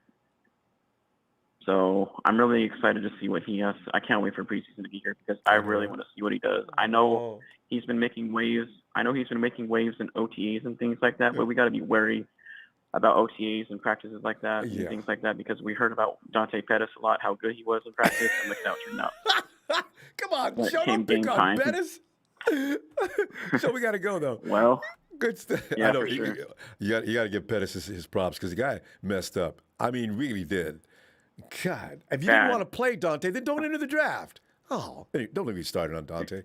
So, let me see on Wednesday. Right. We get a chance. Shout out, for sure. Shout out to the Team T fam. Y'all have a great night. All right. Thanks, man. See you later.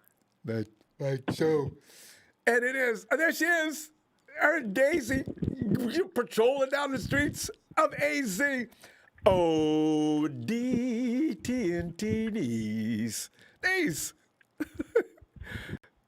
Ronbo! Holler at your girl. What's up? Niece, you know what I'm saying? We're just like kicking back here, and because we know we only got days to go before the season starts. Well, I thought tonight, I said, you know what? How about everybody's giving certain guys the news? You know, George Kittle's going to be in the news. Trey's going to dominate the news.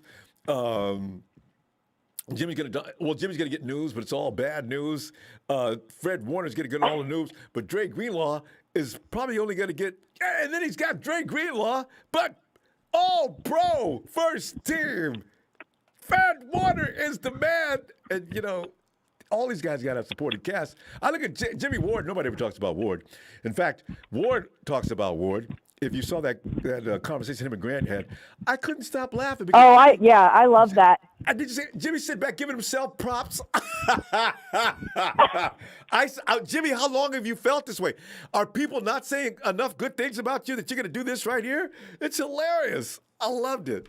So, you know, but yeah, I did too. Jimmy, actually, that was probably my most favorite interview Grant's ever done.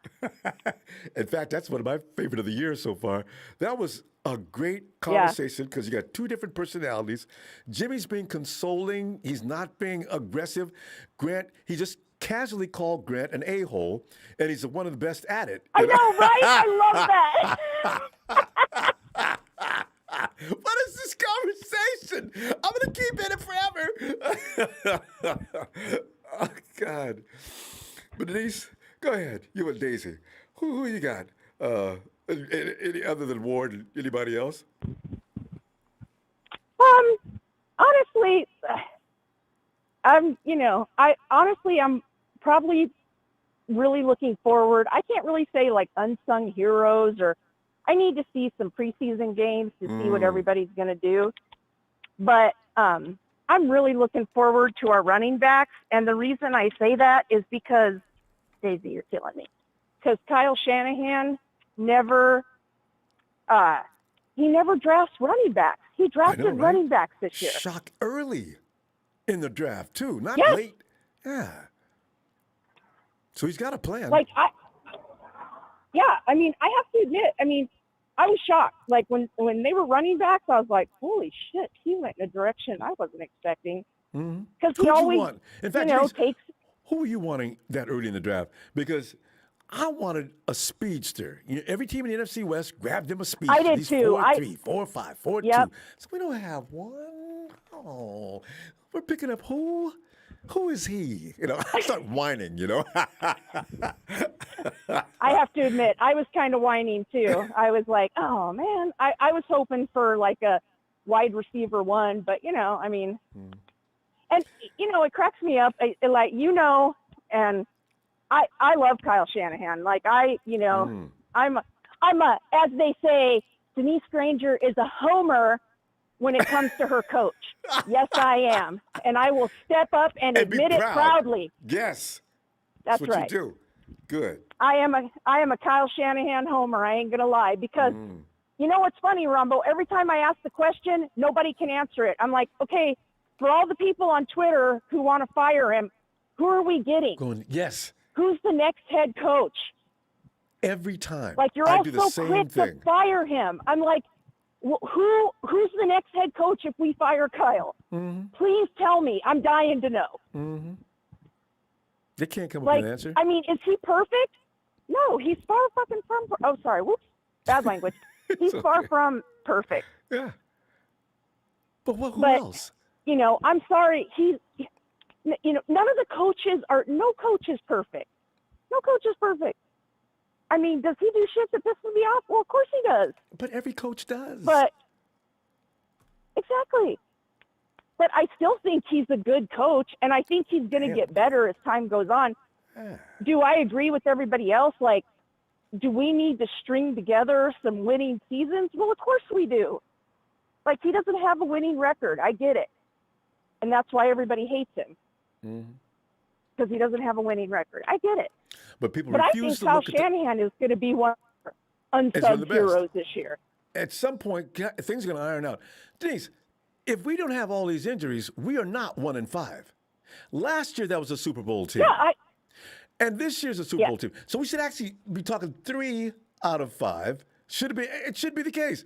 But you can't win if everybody's on the and people IR. blame the injuries on him. And my thing is, everyone says, well, it's his fault they're injured. I'm like, I've heard that. How is it his fault? I never knew that. I'm like, how is it his fault? Like, is he at their house working them hard? Like, what is he doing that other coaches aren't doing? Running out on the field, tripping players. Like, yeah, like, come on, man. Like, I don't know. Like, me personally, I think he's going to be one of our unsung heroes. I think, and as far as Jimmy and Trey go, me personally, I hope we do the Kansas City Chiefs method. That's what I hope. I hope I hope Trey Lance sits and learns and becomes phenomenal. And you know what? I honestly hope, too, that Kyle Shanahan draws up some plays for Trey. There'll be lots. Yeah, right? Like, for people who said, he was talked into, getting Trey. I don't think he was. Those people who say he was talked into getting Trey are the same people who say he's a stubborn mother effer that nobody can tell anything to.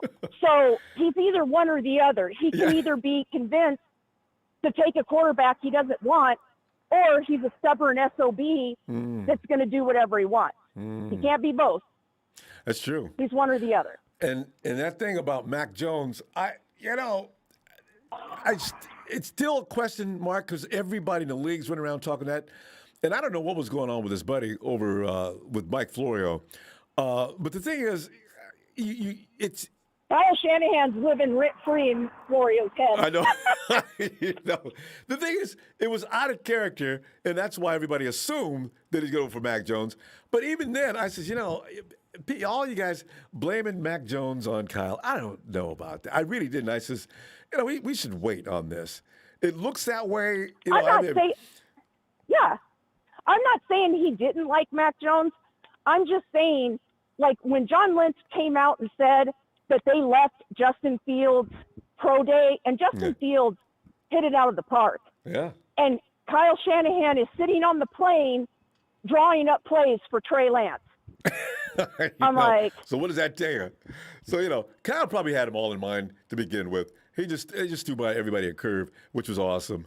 I love it. And for the record, I am a huge Kyle. I'll never stop. If Kyle gets fired, I'm going to be real depressed because I don't know what's coming next. But you know damn well it's not going to be the same offensive genius as Kyle Shanahan. So, and I'm sorry. Am I a homer? Yes, I am. You know why? Yeah. Because Tom Sula and Chip Kelly torment my dreams, my nightmares. I hate those two. Jeez, we got to go. We're going to see you Wednesday, you and Daisy. And just awesome stuff. Everything was right on point. I loved it. So let's see you Wednesday, okay? All right.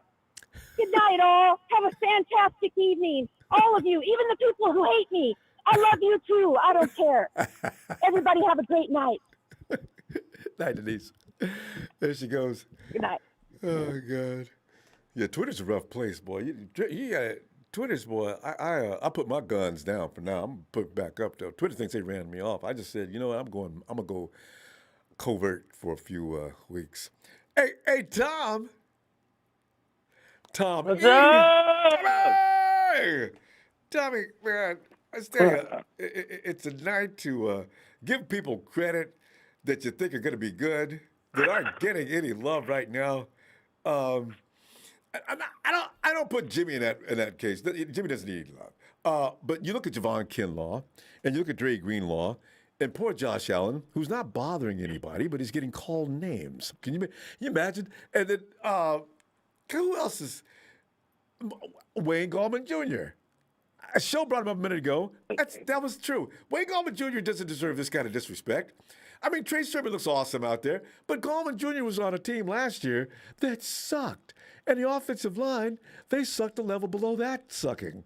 And he still almost got 700 yards. This is not a chump running back. So, the way it talks about him, we all love Trey Sermon. And maybe logically it makes sense. Trey Sermon was like the reason why Justin Fields beat, was that Northwestern? Because Fields was he was not having a field day. See what I did there? But Trey Sermon was, and that's why they won that game, from what I understand. So, there are guys out there that getting all the props they're getting because they deserve them. And there's guys that nobody say anything about that maybe deserve a little more credit. But Tommy, do you see anybody like that on the roster that you want to give some hoots to? I'm saying E-Man's going to step up big time. Yeah, he doesn't get. Everybody talks about if Jason Verrett goes down, we're in deep poo-poo. Like, okay, maybe it's true, but do we have to say that?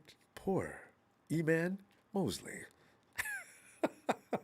I mean, if he just stays healthy, he doesn't. Let's see. If we play against Arizona, I mean, if I don't want him on D-Hop unless he learned his lesson. But they put the next game they put Red, who handled D-Hop like I handled Texas Girl in the chat. I love the analogy. I'm shocked at that. Still, that's a phenomenon. D-Hop and Jason kind of owned his butt, not for just a couple of plays. I think he shut him out. I got to go back and find the stats on that game. He damn near shut him out. There was no big-time plays. That's nobody. Nobody can brag that. Absolutely. So, and also, something brought up earlier, Javon Kinlaw, if indeed Javon has a great year, is he going to get the credit or is it going to go to Nick? Now, honestly, Nick would probably deserve that credit because Javon did not have a great year last year, but he was a rookie too. And he had no preseason he didn't have any training. OTAs. Yeah. Yep. So. And I tell you, he stops the run better than Buckner did. He was, Buckner was a pure pass rusher. I think Kinlaw is going to be both. So I think he's going to get better at pass rushing. He's a great run stuffer already. Mm-hmm. So maybe he's more of a dual threat, if you could say that. Mm. More He's a full package. You know, You know, because versatile, more versatile. Yeah, because you got Kasurik out there working him, and that was a guy that Kasurik. He was sending love letters to Kyle every day about drafting Javon Kinlaw. He knew what he was looking at and his potential. So, and you know what's like about Javon? Never thinks he's doing a good job, no matter what he does. I ain't did nothing yet. Okay, well, you picked that ball off pretty clean, Javon. You ran it in the end zone.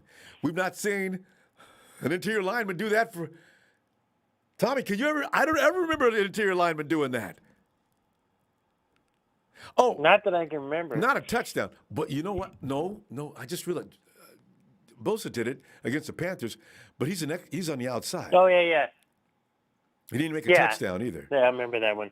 Oh man, if Fred and the guys could have just got there. I mean, if Fred and the guys could have got there just a little sooner and knocked that one Panther or two Panthers out of the way, Bosa's got a touchdown. Damn it! They were just a couple of steps late. Man. Yeah. But yeah. But I think people are talking about Aaron Banks too. I think he's gonna beat out Brunskill, but I don't think he's gonna start right away. Everyone says he's day one starter, but Brunskill is really good at right guard. I think that's his best position. Yeah. Yeah.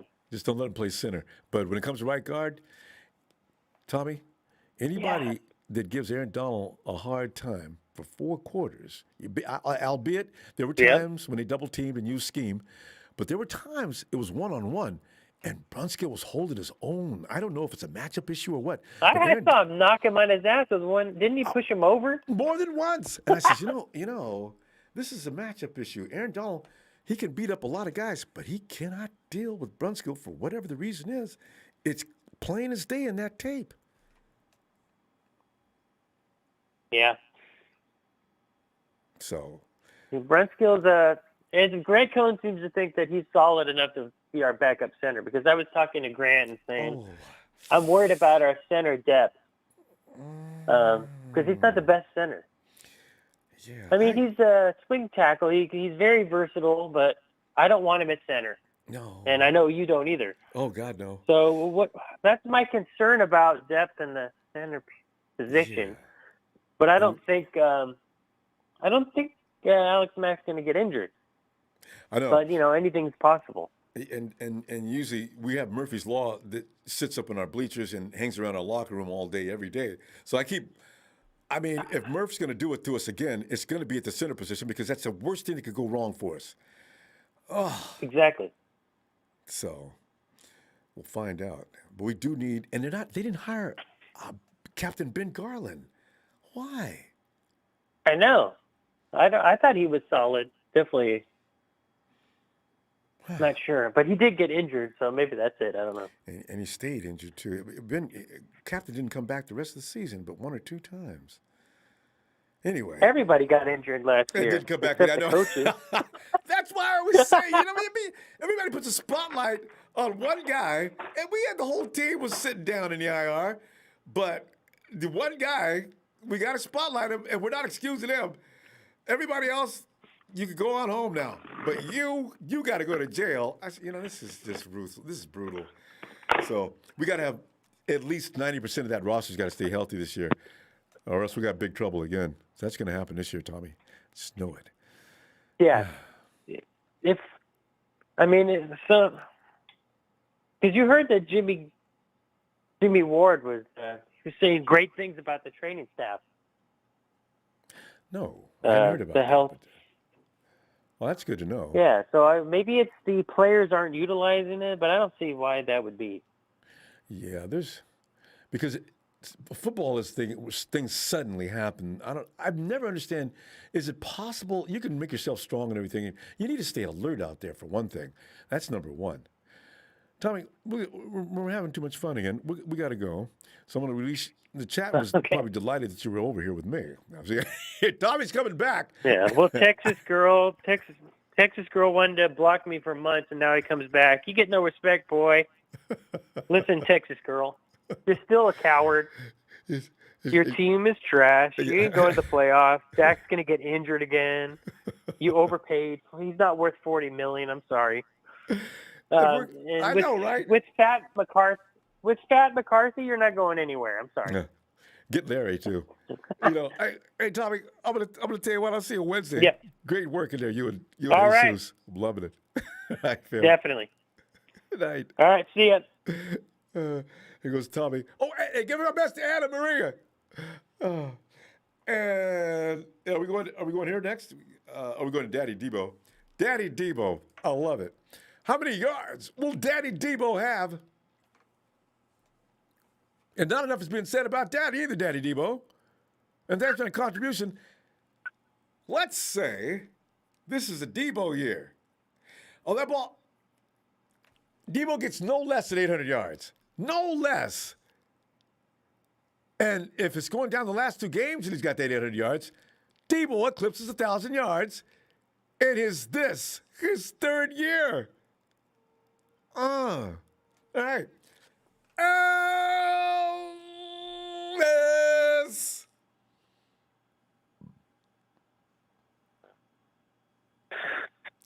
Ronbo. Ellis. Ellis. Yes, sir. Ellis, man, we're here giving people love who ain't getting no love. They're just sitting up there trying to make the team and looking up at everybody else, saying things like, man, y'all, this is y'all's world, man. We just a bunch of squirrels here trying to get a nut. Some of them squirrels, though, I got a feeling that, you look at Watkins. I looked at Watkins, and then you look at Wayne Gallman Jr. Wayne Gallman Jr. may be like the one who's not getting anything what he should be getting. Jawan Jennings, Jawan's getting a little conversation because he showed out in OTAs, but then OTAs is not a measure of what you're going to do when we put the pads on. And so, guys like that, we're trying to search them out and give them a little bit because we don't have to worry about J-Dub. J-Dub gave himself all the props in the world in that conversation he had with Grant Cohn shamelessly. I love him. Dub. Yes, Ellis, what are you thinking?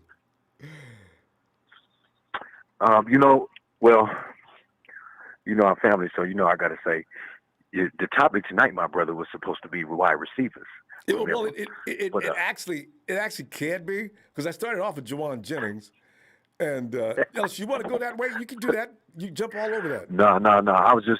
I'm just joking with you because I remember earlier, and I was thinking like, damn, what are we doing wide receivers tonight?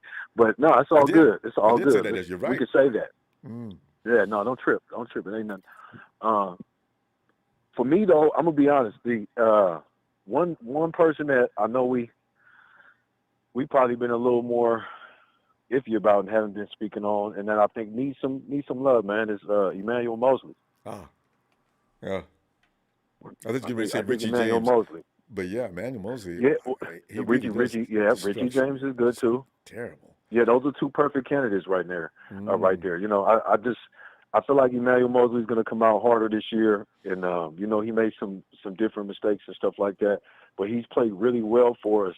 Kind of just being thrown out there, and you can't ask for anything more than a guy to try. You know what I mean? He a player too. You mess up. I mean, these are mental mistakes. He's not a robot. You know what I'm saying? Human error is one of the most common ones. So we all got to remember that. And Ellis, I just want to piggyback real quickly on that because here's the thing. You saw Spoon make mistake after mistake after mistake and duplicate those mistakes week after week after week. One thing you do see from Emmanuel Mosley, you can see he grows from mistakes. Not all players do that. That play in the Super Bowl where he went north and he should have went south on that play where Tyreek Hill killed us, he'll never do that again. Yeah. He's that kind of guy I know will never do that again. And that's why I like Mosley. His technique, you've seen him, full extension, taking plays out of wide receivers' hands. It's pretty. That boy's got skills. He's going to go to the next level this year. I'm looking forward to it. I'm glad you mentioned him. Yeah. He just came to me because I know we've been talking about a lot of other guys and stuff like that, and he's been a really good corner for us, man. We can't. I mean, what can we expect out of a young guy? What does he got? How many years? 3 years in now? Yeah. About. Is that we had? So, yeah. He's got 3. Right. 4. Well, 1 year. This is either year 3 or this will be year 4. Probably year 3 or year 4. Either way, I'm just saying his consistency. This third coming up. Okay. Yeah. But either way, though, that's what I'm saying. He got thrown out there his second year, and it's like, and he played really well for us. That was our Super Bowl year. He came in and was filling spots and doing things that you don't expect many rookies to do. I mean, this is gonna make me look at Deommodore Lenoir and our other guy, Ambry Thomas, a lot more too, to see, are they coming in ready to play, or is it going to take them some time, or if they're coming in right away, how are they looking? Is their maturity up to the par and to the level, of like in Emmanuel Mosley? Because if not, then they shouldn't even be candidates to be able to take his spot. And I don't think he's letting anybody come in and try to do nothing like that. I just don't see that happening. It's going to be fun, though. I'm sure we're going to be hearing a lot of exciting things. I think Ambry Thomas, to me, sounded like he might have a little more promise because Deommodore Lenoir is having some issues they were talking about with his speed in going in different directions and stuff like that. So, I mean, that's he can fix that, and that won't be anything out of his, he won't be able to go ahead and get himself ready for it. If you're slow on that, you'll get taken advantage of. But, yeah, Alice, cornerbacks come into the league usually struggling a little bit just because you got to get used to the speed. Yeah, which is fine. That's what I'm saying. It's, we kind of get a little critical of these guys sometimes, man. And, so I look for Emmanuel Mosley to come and play solid this year. And then, Richie James, definitely, I think this got to be his biggest year. I'm looking at, I've seen Mohamed Sanu is going hard. It's going to be interesting in camp this year, man. It is. It's going to be real interesting. It's going to be a dogfight, that third spot. And, a rotation or something like that. If we can get 3 consistent wide receivers or 2, at least 2 solid ones that we can, rotate, that'll be able to, kind of get the jobs done. And, we'll have more than just one to depend on because we're going to need that anyway. I mean, a wide receiver 3 can go out at any time. So we're going to need guys to step up and be there, ready and willing to fill in those spots, So who you got at number 3? And Jawan You said you're going to say Jawan because Jalen, if he asserts himself and we see him in the next couple of weeks out in the field, we could probably make that assumption. But you can't say Mohamed Sanu is out of this. People say, man, Mohamed Sanu leaves as soon as it cuts. I say, I don't know, man. Y'all giving Sanu no. He ain't. I mean, Sanu's got a lot of experience. If he's out there showing out, if he continues to show out, Kyle ain't going to throw him out. I don't believe it.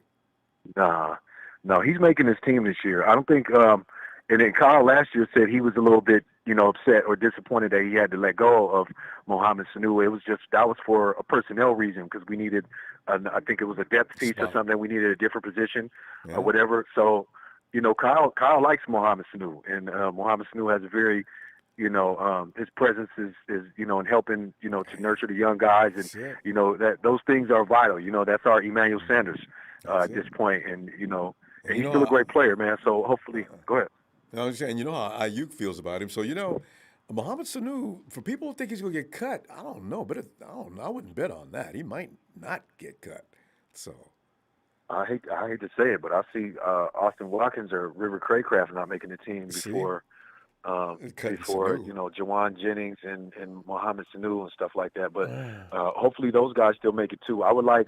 Craycraft is working out with Trey, man. I've seen a couple of, he had a deep ball that Trey threw to him the other day and stuff like that. So, he's touching.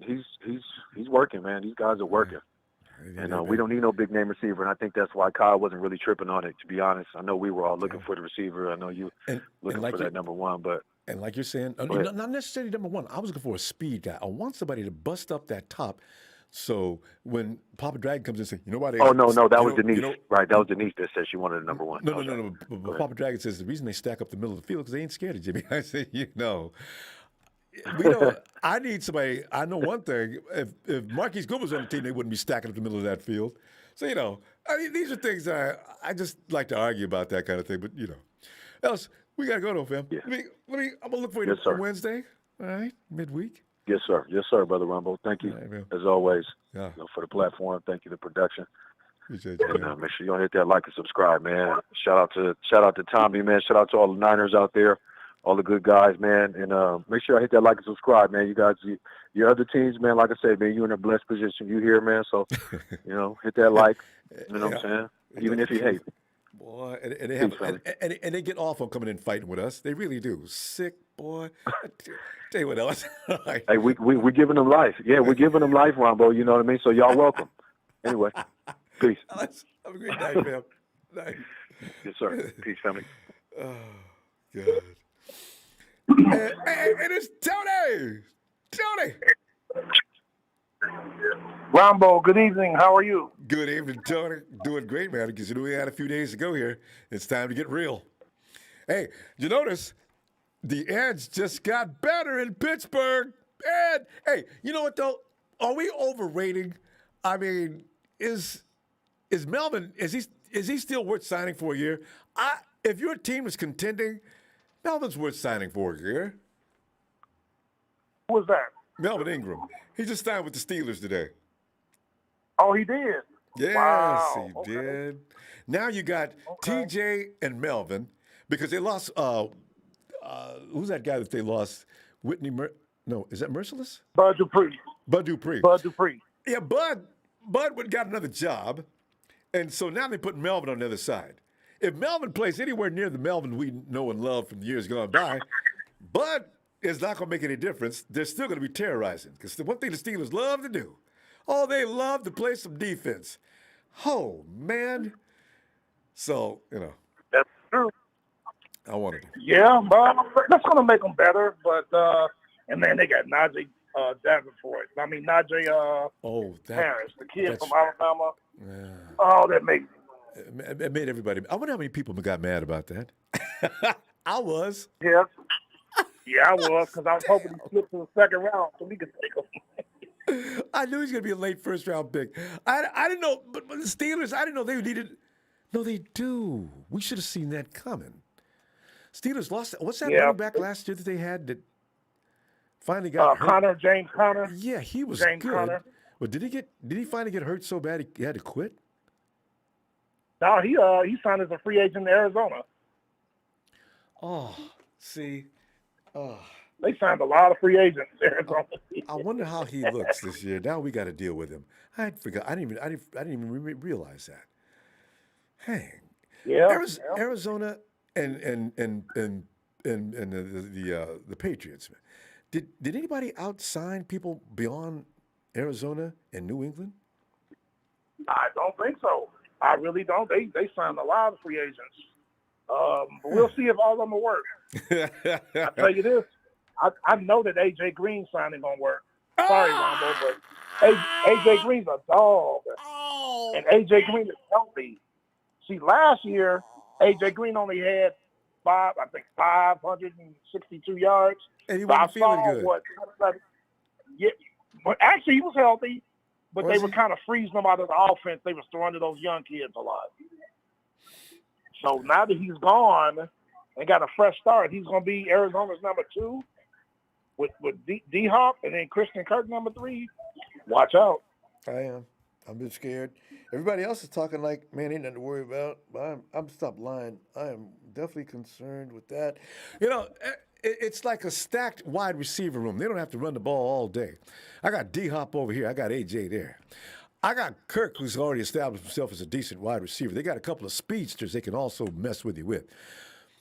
I don't like what Arizona is cooking. And they proved their defense, too. And it wasn't that bad to begin with. Yeah, they did. Yeah, they did. They signed Darquez Dennard a couple of weeks ago, who used to be the first-round pick from Cincinnati. We had him last year. And our nickel, he did pretty good until he got hurt. Darquez Dennard is good in that slot. So, but we'll see what happens. Yeah, Kyler Murray's got to be under complete siege from the first quarter to fourth quarter. That thing about all gas, no brakes is you ought to put some extra octane in that gas, man. If Murray gets loose and starts being to find him targets, we got trouble. I mean, D-Hop may have trouble because Jason Verrett seems to play him well. But who's going to stop A.J. Green? You know what? I wonder. I'm about to find a new package. I may have to find a way to put Fred Warner on A.J. Green. Because A.J. Green's going to get single coverage. They're going to double D off. A.J. Green going to eat all day. And I see one of your callers in the chat, Fable JVC said A.J. Green going to walk upstairs and pull a hammy. Yeah, we'll see. That's all I can hope. You know, Tony, that's all I can hope for. A.J. Green has had issues with staying healthy. And I'm hoping he has AJ, you don't need any preseason. Get hurt in camp and get paid. Sit down and relax. Stay out the way, AJ. Come on, man. You know this ain't right. Oh, man. Yeah. Hey, Ronbo, those last night that Cowboy chapter I be going to after I get off with you, they kicked me out yesterday. they were into their feelings. I don't think I can get in today. They just started. I don't think I can get in because I was just speaking facts and logic about that. Their defense is going to be awful. Dak this and Dak that. Why They're are they playing from behind. They don't have it. Why are they so sensitive about that? They know it. They've seen it with their own eyes. You can exploit their secondary all day long. That was the case last year. All people did was put the ball up. They can't stop you. Yep. They didn't improve the defensive line. They got a young kid who I like, Neville Gallimore, but he's in his second year out of Oklahoma. Mm-hmm. DeMarcus Lawrence, he ain't going to do nothing. He got paid. He just, he had no stacks last year. Exactly. He got his money, so you don't care. But and then the Giants have improved in that division, like I told you last night. All first-round picks on the D-line. Mm-hmm. They got that Larry guy from Georgia, out of Georgia in the second round that got a compressor passer. You got Lorenzo Carter from Georgia on the other side, an outside linebacker. Blake Martinez and Reggie Ragland. Blake Martinez has over 100 tackles every year going back to when he was with Green Bay. The Giants have improved. And who's the coach over there? He can't wait to play his ex-team. Here's the thing. Saquon is saying he's not sure if he's going to be ready for week one. He's listening to his body. So, that it's kind of a bad thing because if Saquon is ready, oh, man, that offense, all they need, So, but they picked up Devontae Booker from Denver. They picked him up in free agent. Yeah. So that'll help. Yeah, they knew. Because a lot of it's going to because I got teams I watch when at the 49er games. I always check out and see what the Hawks are doing, hoping they go get beat. And then I go over to see what the Rams are doing, hoping they go get beat. I stopped watching the Cowboys because I knew they was going to get beat. I see in your chat again a couple of them saying, "Oh, we ain't worried about A.J. Green." Okay, wait and see. Yeah, I don't know. Wait. See what I tell you.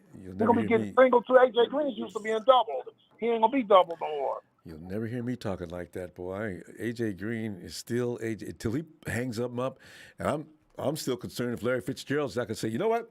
I changed my mind. With this team, y'all need me. I'm coming back out. So I got Fitz, A.J. Green, and D-Hop.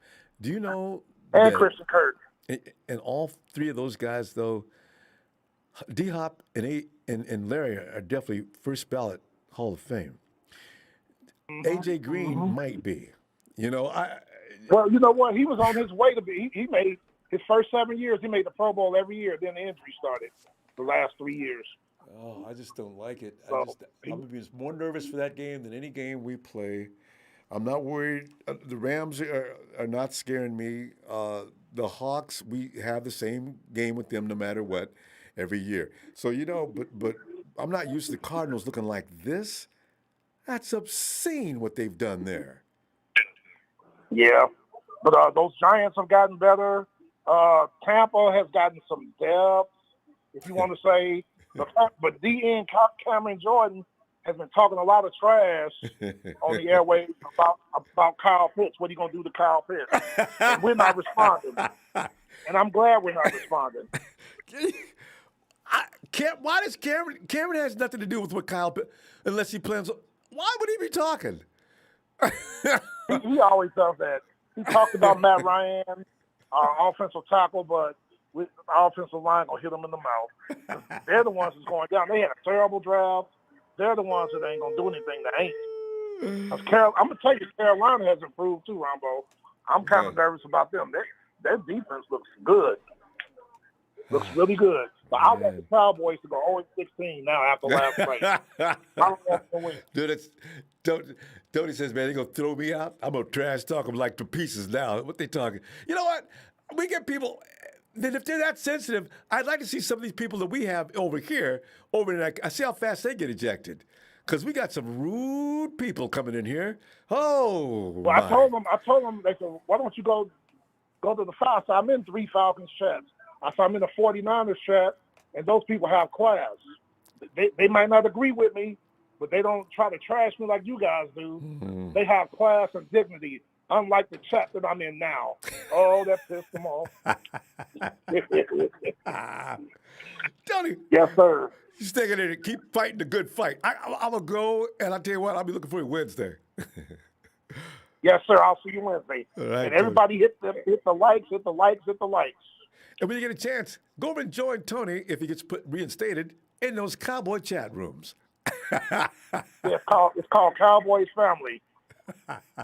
and they're simps. Take care, Ronbo. All right, Tony. Have a good night. All right. Oh, Cowboys. They've been watching for the last 3 years on the sidelines. Jerry Jones still believes he's a general manager, which has always been fun. I actually know Cowboy fans. I had a couple in my family that stopped rooting for the Cowboys because Jerry Jones fired Jimmy Johnson, and ever since then, he has really, truly believed that he was Al Davis Jr. Keep on keeping on, Cowboys. Fam, thank you so much for these contributions tonight. Really appreciated, always appreciated. And those likes. You know, it's funny because I look at the likes after I get through. There's a lot of people hit like that didn't want me to know. Thanks. I really appreciate it. To my night of fam, have a great night. You people occupying the space in the chat and having fun, go straight to the proverbial place. As I say, Niners!